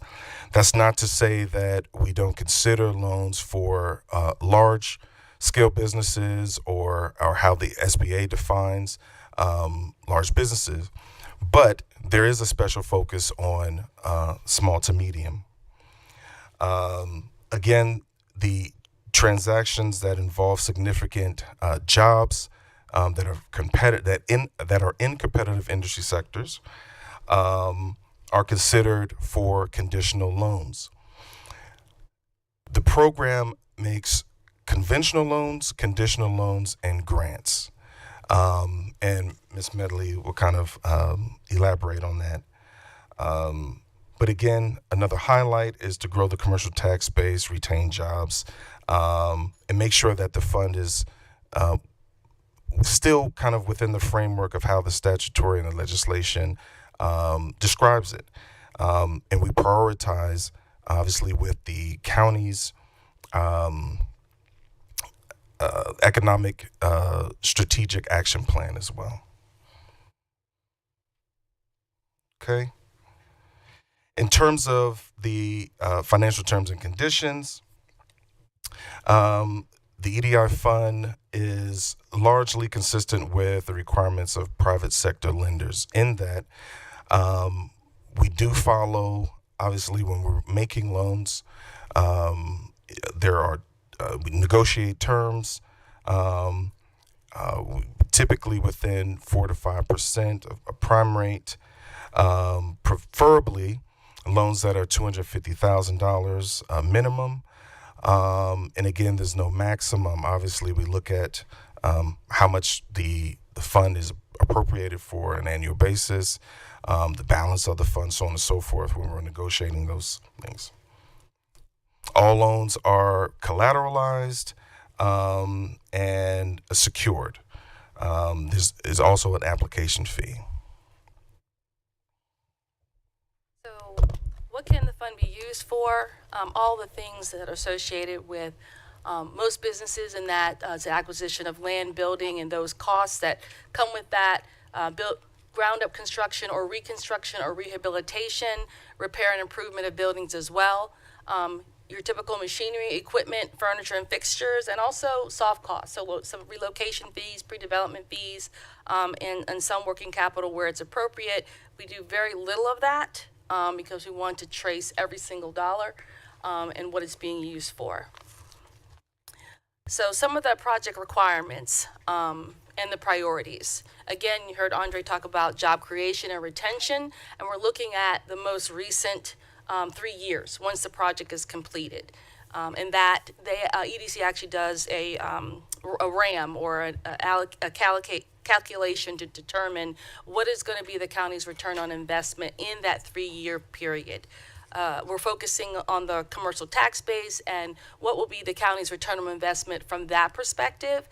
You heard Andre mention the targeted industries consistent with the county strategic plan that we try to focus on. We're looking at transactions and those that promote economic development. There's always owner's equity in the project, so it's not just the county investing. In fact, there's usually a layered investment of the individual borrower as well as the county, and usually some other source as well, a bank or maybe the state of Maryland or another local program. Andre already touched on the strategic areas as well as trying to draw international resources and businesses into the county utilizing the program, and maximizing the participation of MBEs in these projects is also monitored. Initial intake, the process initial intake is handled by EDC. They provide triaging, if you will, of the loan package, and in that package is things you would typically expect to see: a business plan, financial statements, cash flow projections, tax statements.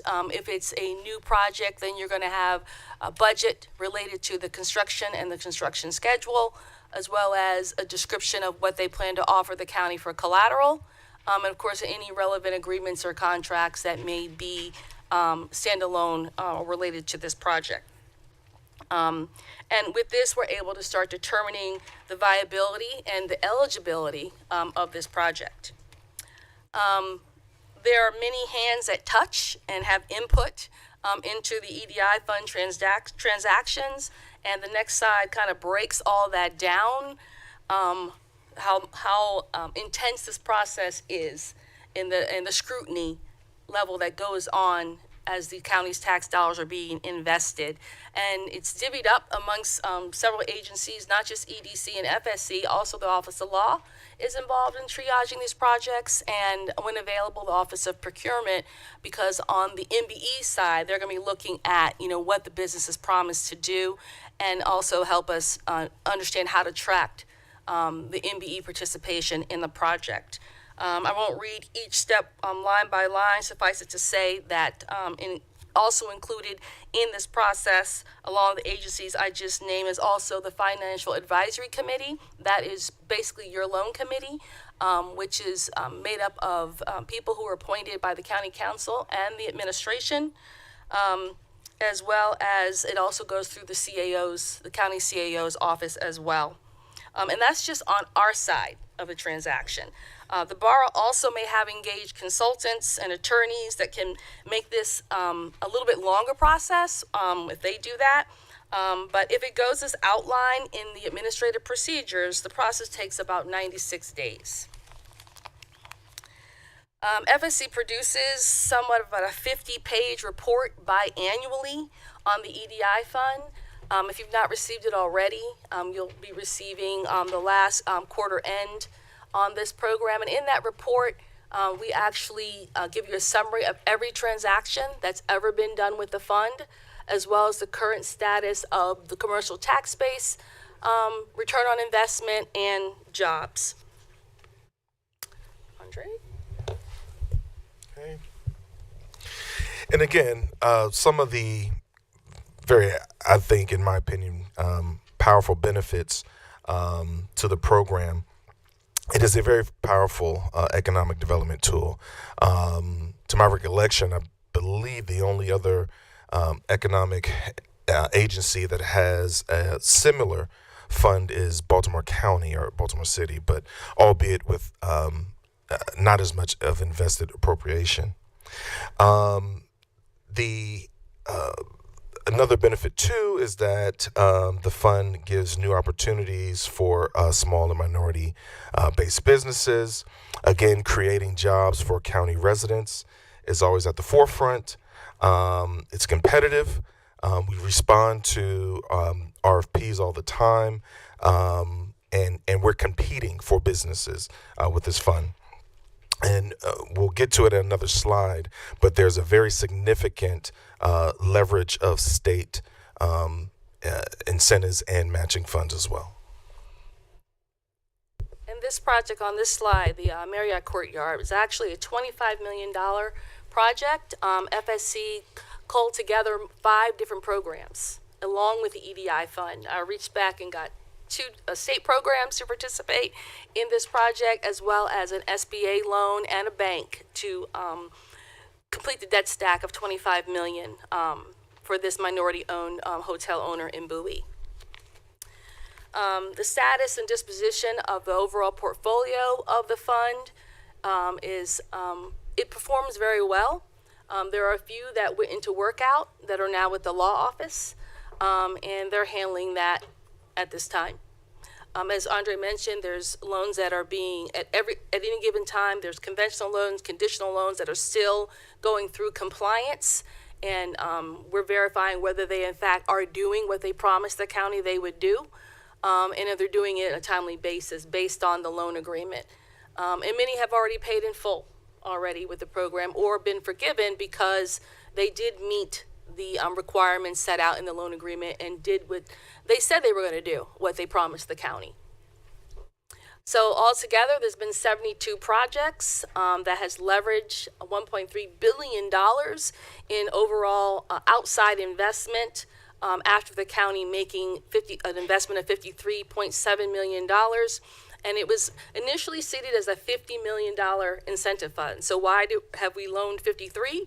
That's because the money revolved back in. And so we're able to re-lend it over and over again. And collectively, the program has helped support the retention of over 6,300 jobs and created over 8,600 jobs. Just another example of a conventional loan that's been repaid by a minority-owned woman in Oxon Hill. This was an architectural firm, and it also, because they were a county resident, got to take advantage of the SAIL, or the Special Assistance for Local Entrepreneurs program. And that just means that there's kind of special handling, you know, for projects that involve county residents. And Andre? Okay. here's the CMBE goals participation that is involved in the program's process. EDC is the intake.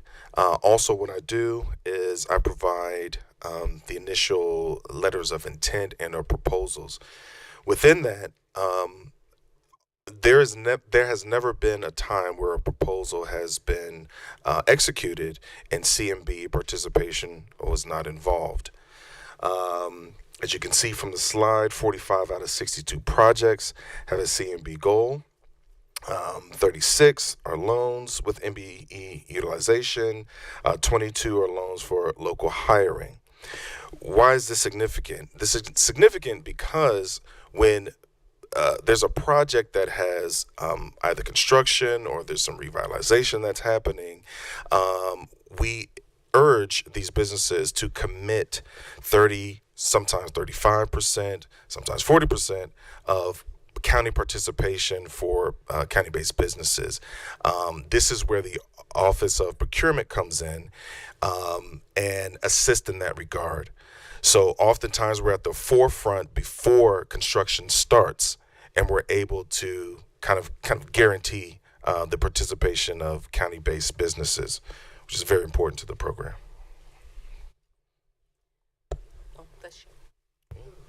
Okay. The next slide shows how the fund has leveraged state dollars. As you can see, there are no state dollars without county dollars. Typically, when the state of Maryland participates in the EDI fund deal, it does so through their MEDAF program, or their Advantage Maryland program. This is a program that is it's a match for funds. Legislatively, it's a 10% match, but as you can see, we're almost, if not one for one, more than one for one, the state's participation. This is very significant because we go back to how the fund was initiated and how we leveraged it. That initial $50 million is leveraged over $1.3 billion. You don't get there unless there are outside dollars coming in. And so you can see where the state, our partners at the state, come in that regard. Presentation. Thank you. Thank you for your presentation. I know we have questions. I'm going to start with two and then open it up for my colleagues. One question, when you're talking about how you're looking at the return on investment for the EDI fund, job creation, and what are the other returns on investment metrics again that you're looking at? Sure, that's a great question. One of those is our jobs. We use a RAM allocation model, it's a resource allocation model, in that what it does, it extrapolates the, let's say, construction cost, the industry sector, where geographically in the county where where the project resides, if there are any asset classes that can be included, any expenditures, right? We're able to calculate that, put this into the RAM, and what it does is it gives us an output. For an example, obviously a project that may have a commercial real estate component, that's a large kind of tax receipt for us in the program. So we'll include that. Along with that may be construction. So we'll include that. We'll include the jobs, again, where the project resides. And typically we look at anywhere between 3 to 5 years return on investment from our initial contribution towards a project's capitalization. And I wonder, because I guess I'm understanding you're taking multiple factors to calculate the return on investment, but if we just wanted to look at, for example, tax revenue created, can we just source out that? If I just wanted to see the return on investment. Yes. Okay. I think if we could get a report, I would be curious on. It's done. It's Okay. already done. This is the quarterly report we provide to the council. Just on twice tax? a year. There's Okay. a whole section on the increase on the return on investment just for taxes. Just for taxes? Okay. I'm going to go look at that. Can you make sure they send that the clerk's office again to all council members, the report, so we could see that. And then the other question, and this might be also in that report, is it that it lists out the total of every single organization and the dollar amount? Every single loan, what The entity? every single entity, what were the taxes before their investment and what they are after.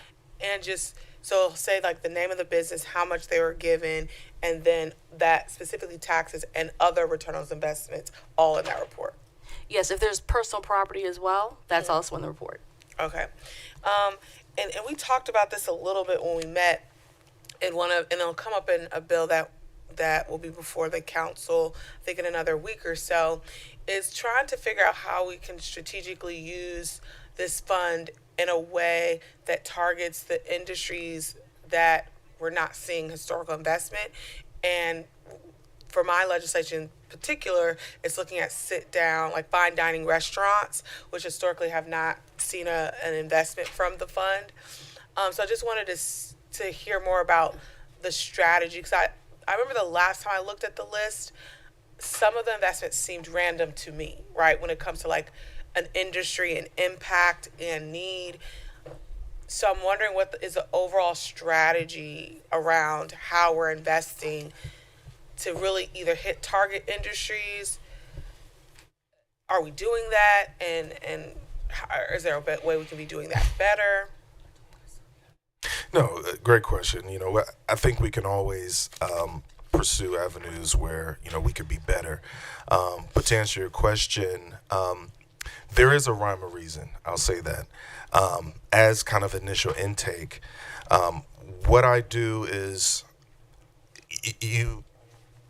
we stay as close. Well, I'll say we try to mirror how or align ourselves with how the county looks at overall economic development. Within the strategic action plan, it was designated that certain industry sectors have greater economic impactfulness. So, for example, healthcare, hospitals, the jobs that, you know, are related to that, not only directly but ancillary. Manufacturing, right? Business services, government services. What was added back in 2022 was research and development and also biosciences. Why? Because we know that we have to compete with jurisdiction when it comes to our businesses that are coming out of University of Maryland, for example. We're trying to retain them. Again, one of the tenets is to retain businesses with this program. So strategically, research and development was added. So we look at those kind of high impact or economically impactful businesses as a priority. But outside of the priority, you know, definitely projects that still kind of remain economic impactful, TOD, so on and so forth, inside of the Beltway and the like. Thank you, Councilmember Harrison. Thank you, Madam Chair. I want to thank you, Ms. Medley, for your leadership over the years. You've been a great champion for our business community and creating those resources. And I want to thank you, Mr. Plummer, for your service and work, and my good friend, my colleague, former colleague, Madam President, we thank you as well for your service. My question is twofold. So one is an educational side of things, so you could help educate me. When we talk about the EDI fund, I know that EDI fund was created in 2012, and historically, we've always had that magic number of 50 into that fund. But I know that we're surrounded by the top 2% counties of the United States of America, while we're in the top 4% counties in the United States of America. So we're all competing in competing interests to garner businesses to invest into Prince George's County. I would like to know, from an historical kind of perspective, what other communities are investing into their EDI fund, or do we stand alone in this transformative initiative? That's my first question. My second question is, when we're talking about the investment into those dollars, as Madam Chair was speaking about creating opportunities for fine dining here in Prince George's County, I know the Redevelopment Authority also assists in that way as well, for creating some grants for some local businesses. But I think it's important that, and you could be educating me again, but when we create these jobs, if you go to that slide, I saw the hospitality slide where you had all the businesses and what you invested into those core industry clusters. You also had on the side there of that slide about the jobs. The question becomes, once those persons have jobs, what is the return of investment about them actually living in Prince George's County, and how that income from that job, those dollars, how they circulate back in our community. So it's just not the commercial transfer and recordation tax that we're talking about. We're also talking about the opportunity for that dollar that they earn to recirculate back into our community. What do we track that as well? We track the number of those jobs created, how many are county residents. Right. But not, again, where they're spending their money. But we do track whether they're county residents or not. I think that would be kind of cool, because I think in totality, there's a whole number that we're missing that could be added to the value of what you've created already. No, it's a great question. I just wanted to jump in. So in terms of kind of the return on investment with the jobs, there is a percentage share to a certain extent. The revenue from income tax goes to the state, right? So we don't necessarily see that, but what we can track is the commitments of the projects and those businesses that are affording those new jobs and or new positions to Prince George's County residents. Also, I guess in kind of a combination of sorts, if we're able to focus the dollars spent in projects that are inside the Beltway, next to TOD, not saying we don't necessarily track for the job dollars retaining, but that kind of gives us a better picture of, leveraging, I would say. And the reason why I'm saying that, and I'm being a stickler on this, is because there's an Elion project in my district that took me 7 years to do. Members of this council voted with me on this, which created the expansion of flex office space in my district. In turn, created 3,500 jobs to the corridor of the Town Activity Center of Brandywine.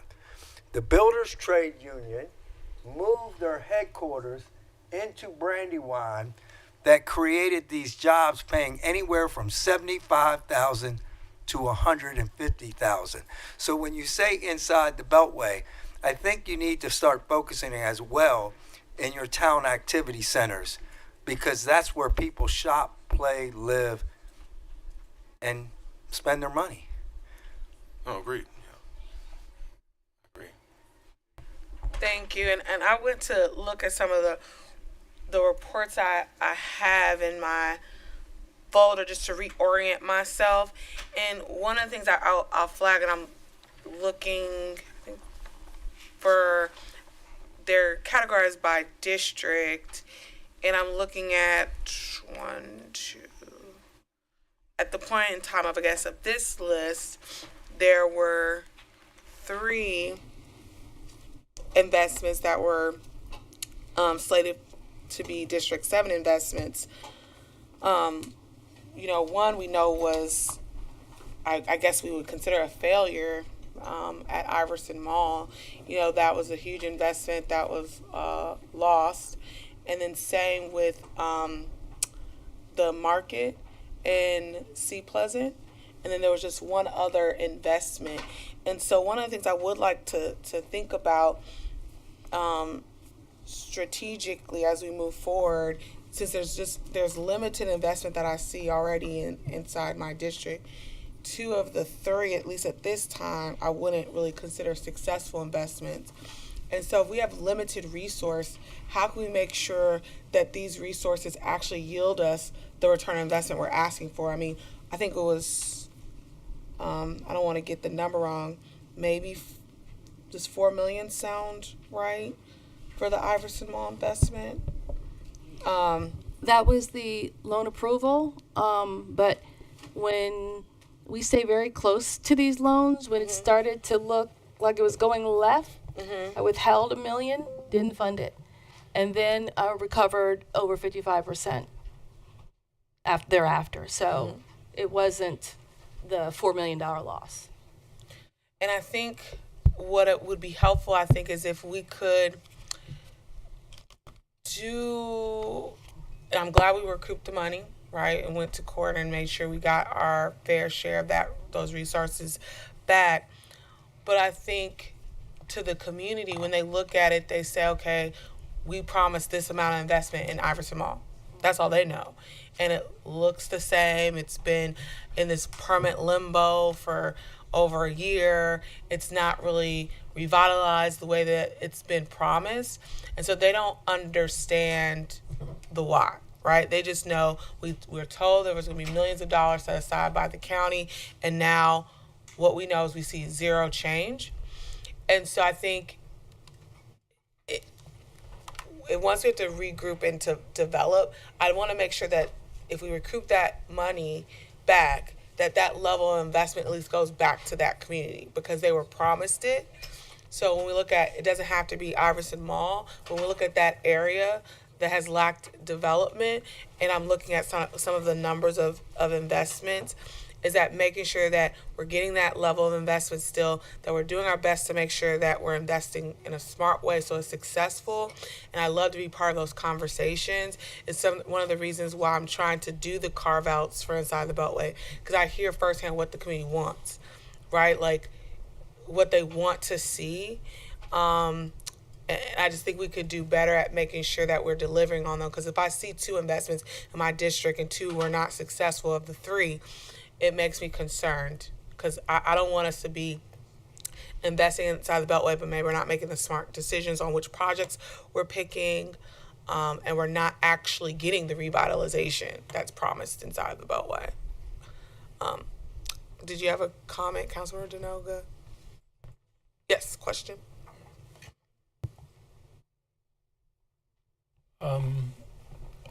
I'm aware of one entity, but I'm sure there's more. Recently got some funding from EDI. I don't know the specifics, but they were expected to do, bring jobs, and they had been bringing jobs. But then this thing called the Trump administration came along, and contracts have been disappearing, cutbacks. So I'm sure that they're having difficulty keeping up with their promises. How are you dealing with federal cutbacks and the impacts that has on entities that made promises? No, it's a great question. I guess there's context to be given. Now, I don't know this specific project you're referring to or business you're referring to, but just on a general basis, decisions are made through committee, obviously, our credit committee internally. If there are obviously economic impacts that are outside of the business's control, we'll revisit that through committee and make adjustments, whether it's remodification or whether adjustments to the jobs or performance criteria, so that it won't be as detrimental to the business. Okay, thank you. Yes, Councilmember Bugay.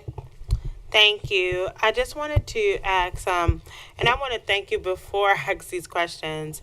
Ms. Medley, I want to thank you so much because you have been so open. So, every business I send, and I know I've been sending people every week almost, and you have been very great in trying to engage them. So I do appreciate you.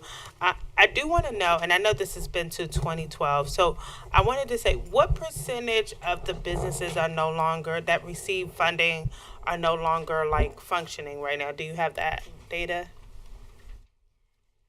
Percentage, we have a list of those businesses in the report. Percentage wise, I believe it's less than 10% that have ceased functioning in any capacity. I mean, Iverson is a big one. It's still there. It's still functioning, not at the redevelopment everyone expected or anticipated. But there are very few that have dollars have been invested and now they're gone. Like you mentioned, the boutique grocery store. There's literally a handful of those that the business just doesn't exist anymore after the investment. Okay. And I will say, do you mind sort of doing profiles, highlighting some of the successes that we could see more than just like a list? But I think one of the issues we have is that when we put out that we have had this EDI fund, we get so much pushback from the community saying, I don't know anybody who's gotten that, or we haven't gotten anything. So I do think that it helps us if you all are able to highlight the success stories, so we can see it, because I've been skeptical myself. We can definitely put together a success story lookbook. And also, just going back to what Madam Chair mentioned as far as having a heads up on, what is about to be funded. Before a loan is funded, the council does receive that heads up and a summary of the transaction and how much is about to be invested and into what district. And then we receive a council concurrence letter, so we're assuming but if there's a way we can elevate the awareness, just let us know how we can do that more readily. Yeah, and I think the issue would be more front-facing because, most of us don't want to say no to an investment, right? That's coming down really like it's coming down from the administration to the council for small businesses, and that also impact other people's districts, right? We try to be mindful of that, but I'm not at the forefront of the conversation where I don't know how many you guys are like, we're gonna invest in 10, that's what we're thinking at this amount. And this is the industries we're thinking about. Like, if we could be involved in the front end of the strategy, like I said, on this list, and again, maybe there's been more since the list I'm looking at, there's only 3 in my district. I have no control. I can't amend what you send back down, right? Mm-hmm. And so if I'm not included on the front end, is my district getting forgotten? Or do I just have to vote down other people's investments? Not put them on the agenda, make sure that people hear me clearly. I want to see investments for District 7. I don't want to do that. I just want us rather to be included on the front end to see how we could helpfully push more investment so that it doesn't seem like it's prioritizing some parts of the county more than others. You bring up a good point. This is something that I always kind of have to reiterate with the program, because there is a contextual piece to this, and an understanding of what is considered how and kind of when, right? As kind of initial intake, I get a lot of the calls, right? I field a lot of it. There's over, and I probably get you the number in terms of applications. Obviously, there's way more applications than there are kind of submitted applications, then submitted applications, and then those that kind of make it to committee. So the fund is not very, how can I say, maybe we don't look at it as myopic as what specific district an application is coming in at, more so how economically impactful is the project. Now, if an economically impactful project is within a specific district, then obviously, yes. What you'll see, though, is probably a prioritization for districts that are on geographical lines that are in more so inside of the Beltway, as opposed to ones that are not. Why? Those businesses and projects, not every project or business needs to be incentivized, right? Those that here's the perfect scenario: a priority industry sector business inside of the Beltway that has minority participation, whether it be through suppliers, vendors, or subs, that has a significant number of jobs, and leverages outside dollars. That's the perfect storm. Is it like that every time? Absolutely not. And we do participate in those projects that don't kind of fit those performance metrics or criterias. Unfortunately, we don't kind of, I don't know, pick and choose in terms of what district. Thank you. Yes, Councilmember Adams? You know, as I look at this, a quick question for you is, what do you consider truly a small business? I mean, what is that lending amount, or is it the size of the business when you say a small business? It's the size of the business. We typically use SBA standards. And so there's certain NAICS codes that are determined usually by the number of jobs and the number of the amount of revenue. So depending on the NAICS code definition, it being small, based on that. That's a barometer. That isn't like a rule. And so, we're also looking at, there's a part of the EDI fund legislation that talks about but for, right? So while a business may be defined as small, but their NAICS codes allows them to have, $20 million in revenue because that's their NAICS code. What's usually going to get them out of the EDI fund is the but for. They don't need the money. We don't need to incentivize them.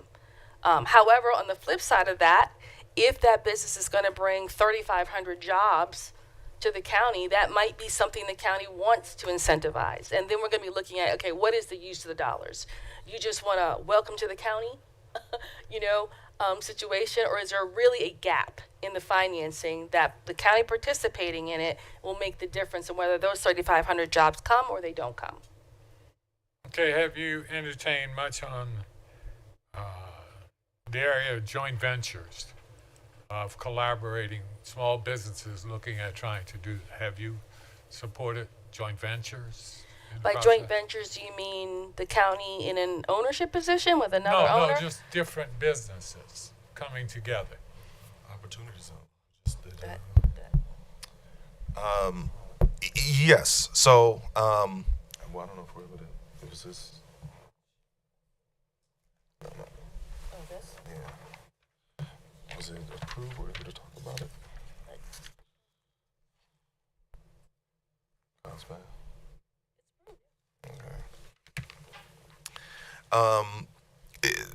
Great question. So the idea, Councilmember Adams, is to leverage, obviously, dollars, investment, but also other entities and participation of other entities. So, like we showed in the slide, obviously the state, investment through opportunity zones. Most recently, we approved a. Okay, I can see that. Okay. Restaurant. Are we able to say that restaurant?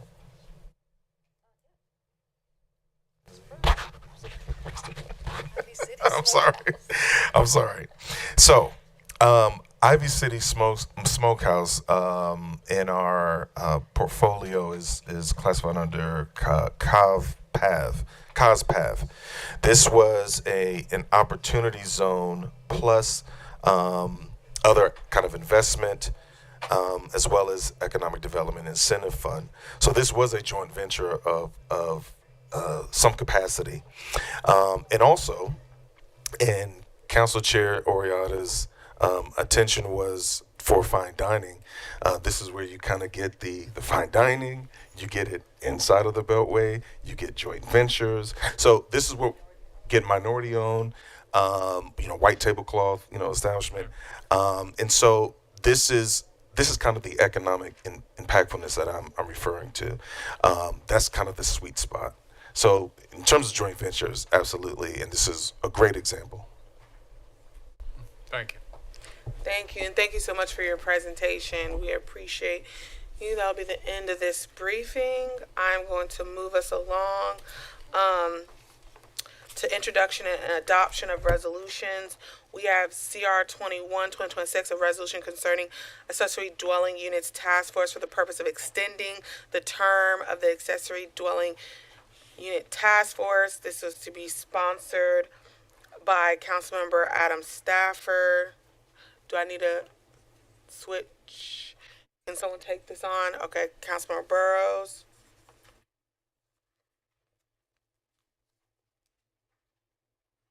All right, any additional sponsors?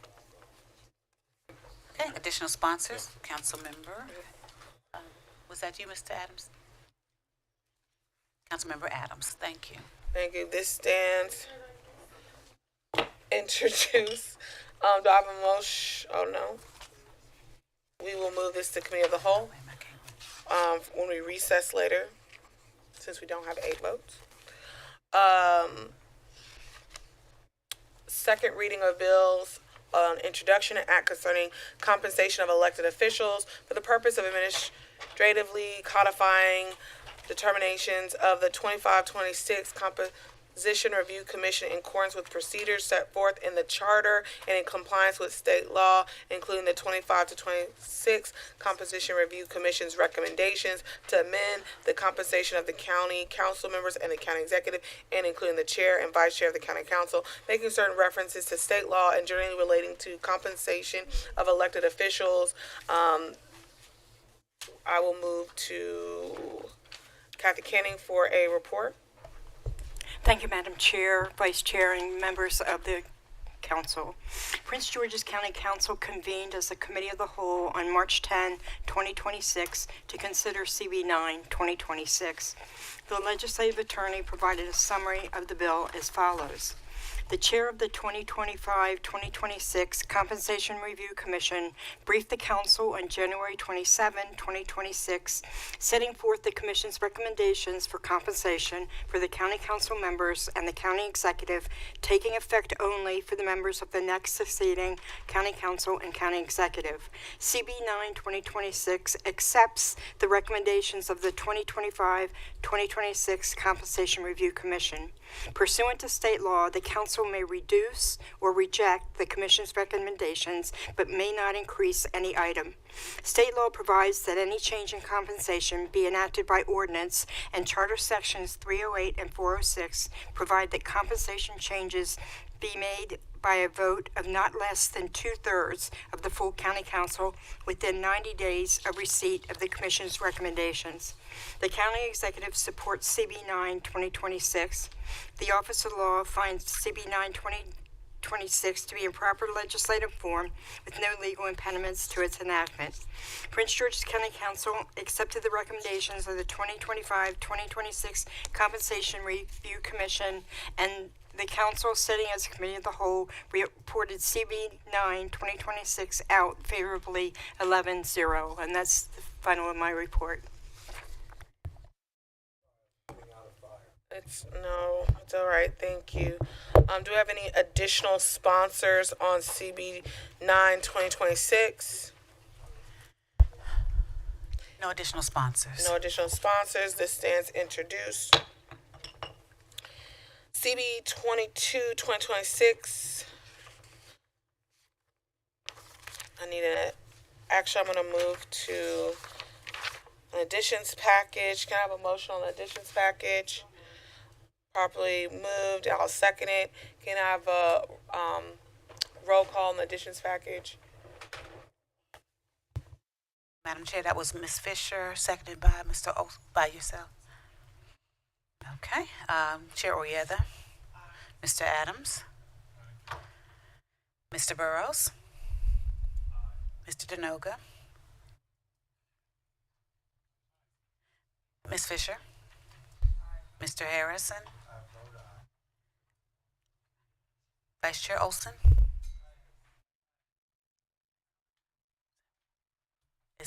Motion carries 7-0. It was emailed very much earlier today.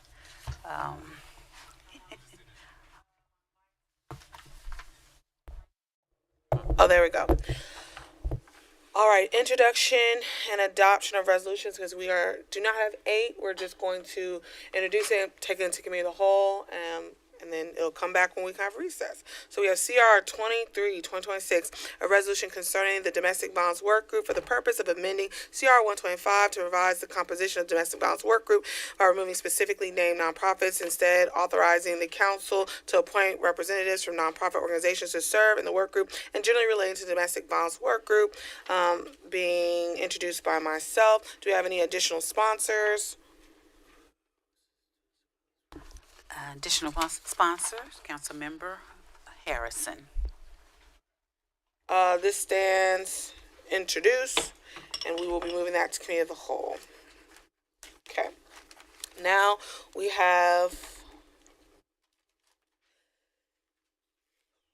CB 2022-2026, an act concerning supplementary appropriations for the purpose of declaring transferring appropriations within the general fund to provide for costs that were not anticipated. I'm sorry, Madam Chair, to interrupt. We will need to go back to COW first. We had anticipated doing these items after we conclude COW, and so CB 22 needs to be considered by the COW first today. Okay, I apologize. Yes, ma'am. You're right. Did I do everything I needed to do right now for council? Let me just It one looks quick like it on my look. end. You did. Yes, ma'am. All right. We will recess and convene as committee of the whole. Do I need to change the system? Hopefully not. Yes, Okay. ma'am. We'll need to change over. If we could get the motion for recess. A motion to recess. So move. I'll second. All those in favor? Aye. We're in recess. Just one moment, please.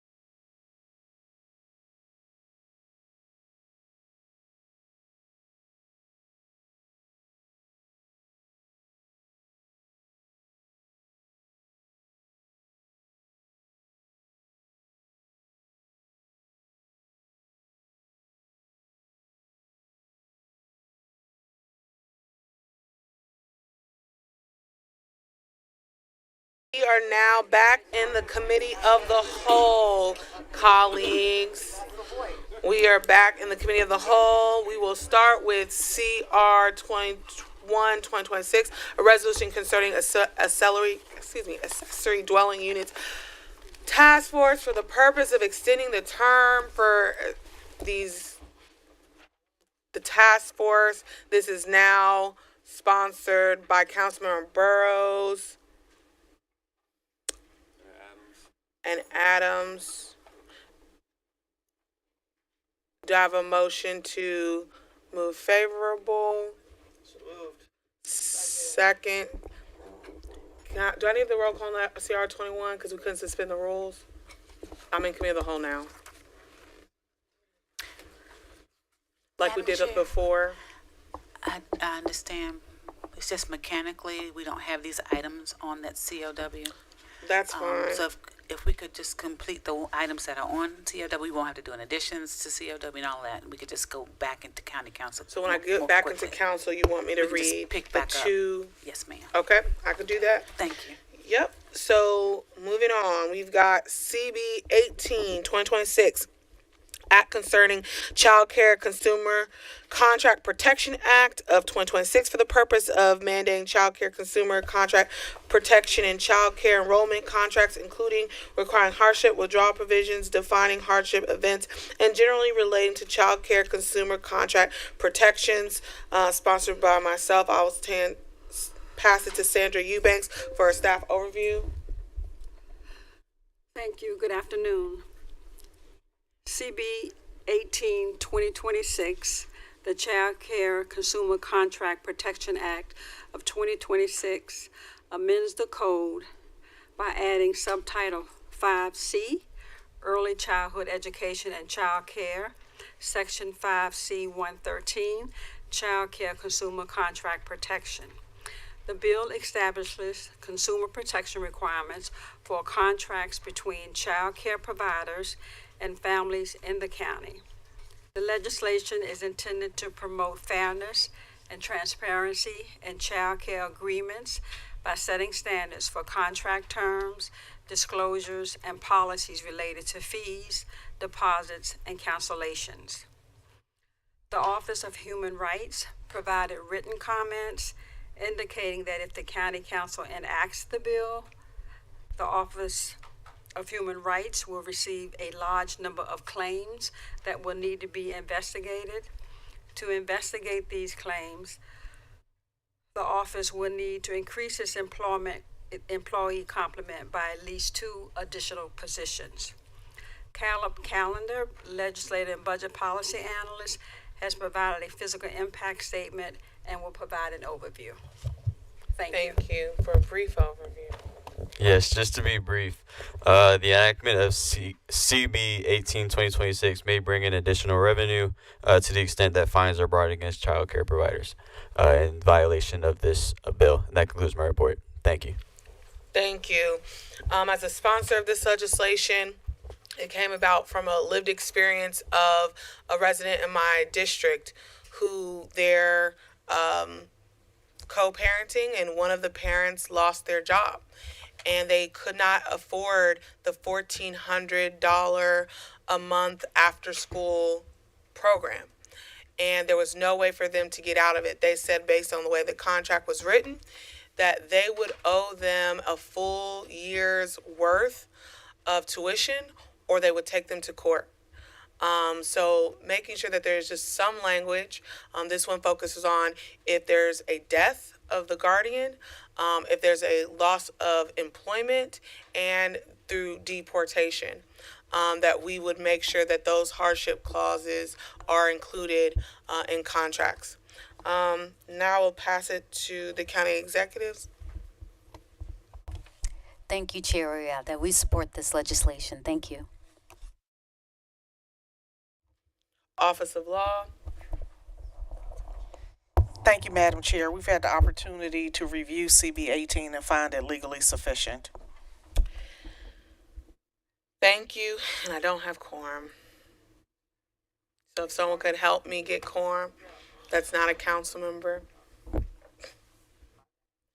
No, I just don't want to lose you. Thank you, though. I appreciate you.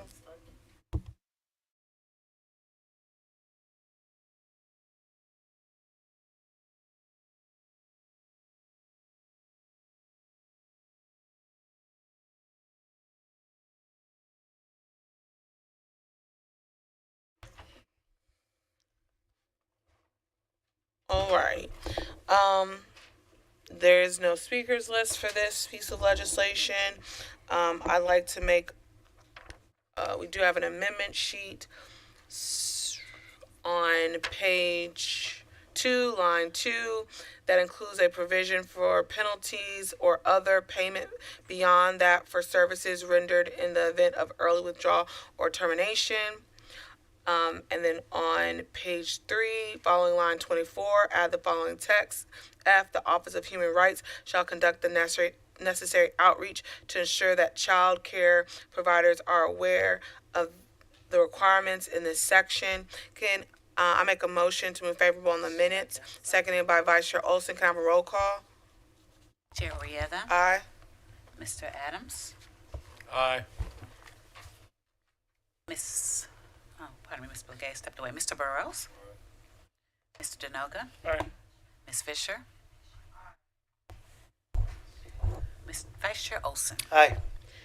Motion carries 6-0. Now I'd like to make a motion to move favorable as amended. Properly moved by myself, seconded by Vice Chair. Can I have a roll call? Chair Oyetha. Aye. Mr. Adams. Aye. Mr. Burrows. Mr. Denoga. Aye. Ms. Fisher. Vice Chair Olson. Aye. Motion carries 6-0. Thank you. Next, we have CR 15-2026, a resolution concerning child care improvement work group for the purpose of establishing a work group of subject matter experts to consider and make recommendations to the county council on improving the availability, affordability, and quality of child care in Prince George's County. Sponsors Orietta, Blagay, Olson, Adams, Stafford, Adams, Hunter, Denoga, Ivy, and Harrison. Can I skip staff overview?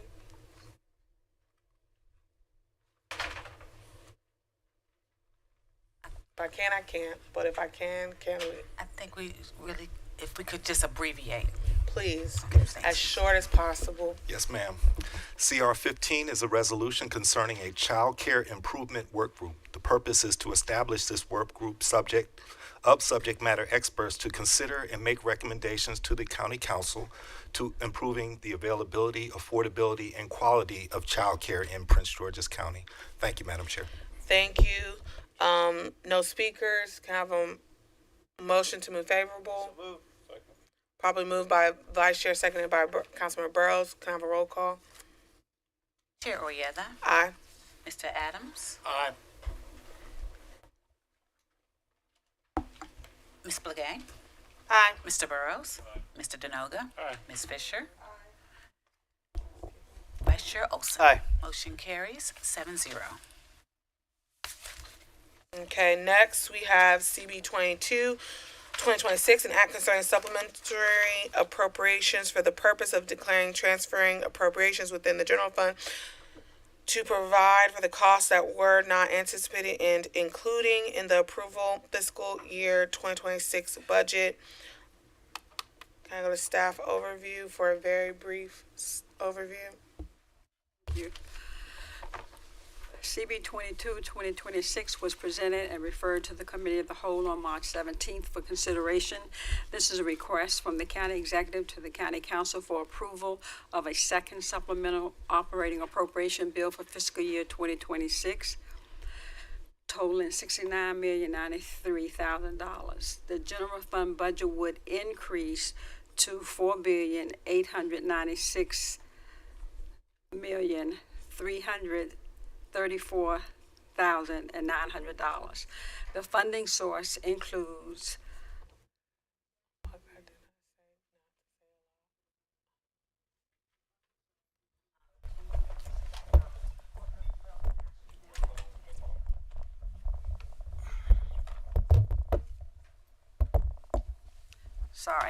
the funding source includes $13,060,000 from Maryland National Capital Park and Planning Commission and $56,958,000 from real property tax revenue. And we have a policy analysis from Roger Benegas. We're good, thank you. I know there's an amendment, so if we could just read the amendment, if there is an amendment. Thank you, Chair. The amendment, so there's a bunch of amendments, but the main amendment is on page 2, line 5, in the middle of the page, where you see intergovernmental revenues for miscellaneous.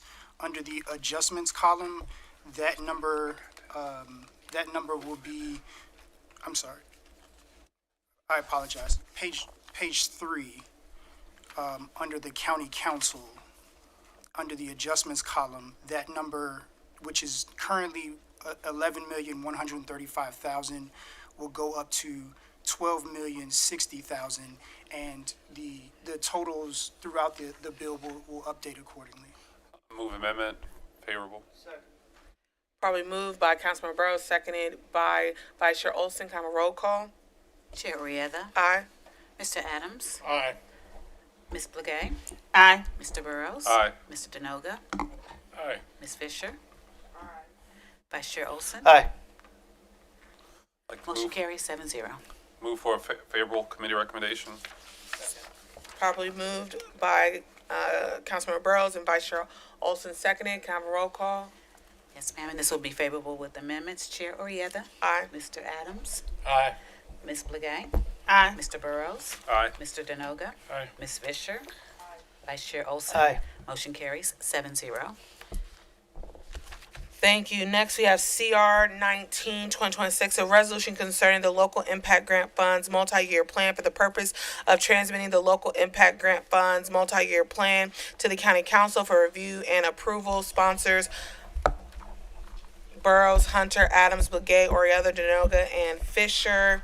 I'll now have a staff overview. Thank you, Madam Chair. CR 19 is a resolution concerning the Local Impact Grant Fund's multi-year plan. The purpose of this legislation is to transmit the Local Impact Grant Fund's multi-year plan to the County Council for review and approval. This legislation has been reviewed by the Local Development Council, and this is the last step toward approval. The spending plan details planned uses of video lottery terminal taxes from fiscal year 2026 through fiscal year 2028. You will find the spending plan labeled Attachment A on, I believe, page 75, with various entities, including Employ Prince George's, the 2nd District Community Development Corporation, Prince George's Community College, the Town of Forest Heights Local Development Council, the Boris Henson Foundation, the Storehouse, the Strategic Housing Solutions, Church of Adullam, Victory Church International, the County Council Administration Audits and Program Services, and finally including various community impact grants. Thank you, Madam Chair. Thank you. Hear from the sponsor. Thank you. I have an amendment. Oh, I do. This is the amendment. Oh, okay. I'd like to move the amendment that was just passed out. So it's been properly moved by Councilman Burrows, seconded by Councilmember Fisher. Can I have a roll call on the amendment? Chair Orietta, Aye. Mr. Adams, Aye. Ms. Blagay, Aye. Mr. Burrows, Aye. Mr. Denoga, Aye. Ms. Fisher, Vice Chair Olson. Aye. Motion carries 7-0. I'd like to move for a favorable committee recommendation. Probably moved by Councilman Burrows, seconded by Councilmember Fisher. Can I have a roll call? Chair Orietta, Aye. Mr. Adams, Aye. Ms. Blagay, Aye. Mr. Burrows, Aye. Mr. Denoga, Aye. Ms. Fisher, Vice Chair Olson. Aye. Motion carries 7-0. Thank you. Now we will adjourn and go right back into council. Can I have a motion to adjourn? So moved. And seconded by Councilmember Fisher. All those in favor? Aye. Aye. Committee of the Whole is adjourned. Please stay seated for county council.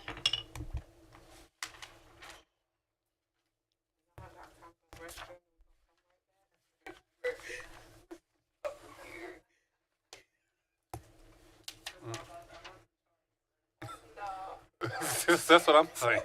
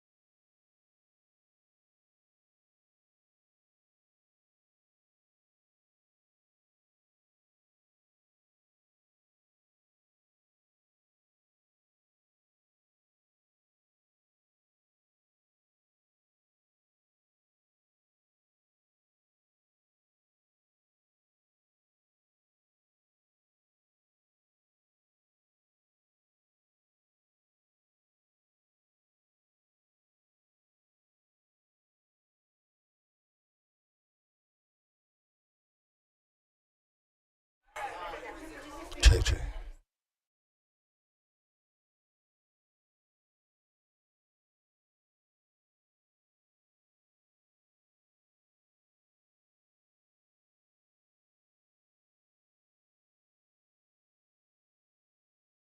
Charge.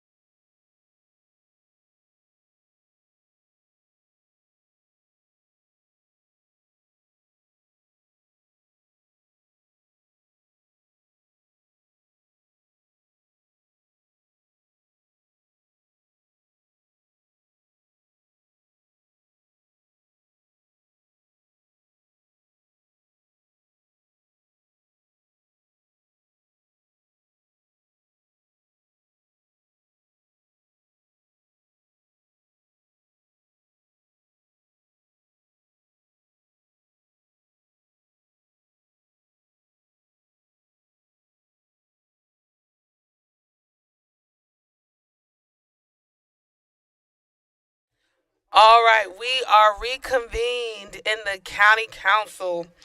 This will be our last time until we have our public hearing.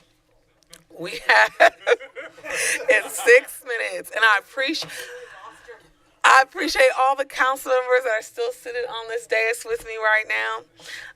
So we will start with CR 21-2026, the resolution concerning accessory dwelling unit task force for the purpose of extending the term of this task force. Could I have a motion to suspend? Motion to suspend the rules.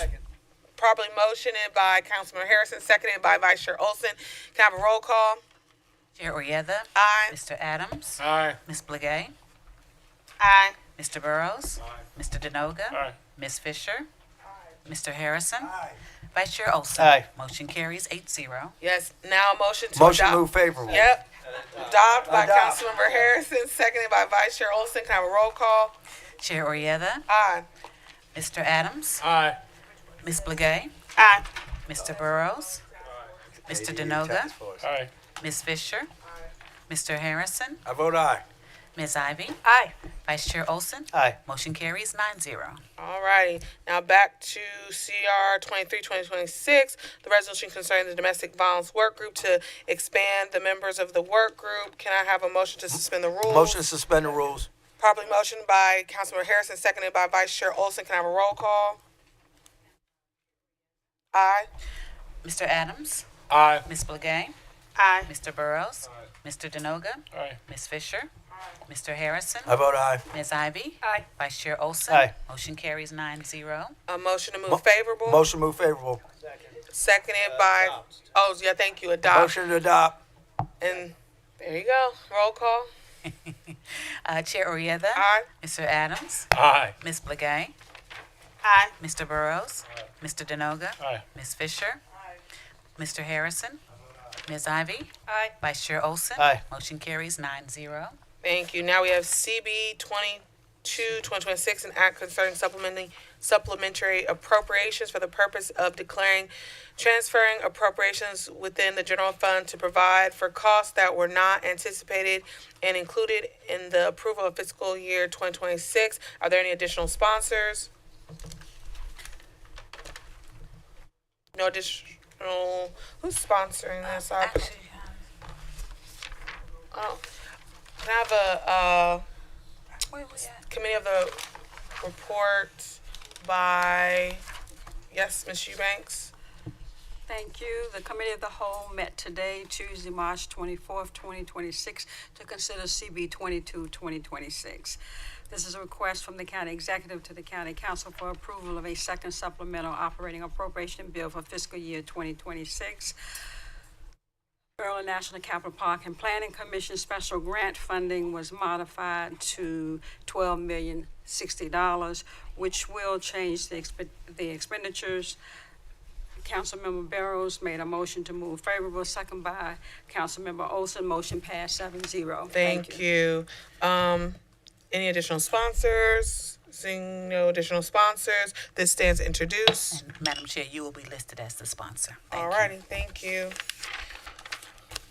Did I miss anything? We did it. Can I have a motion To to recess. recess? Probably move second. All those in favor? Aye. We are in recess for like 5 minutes.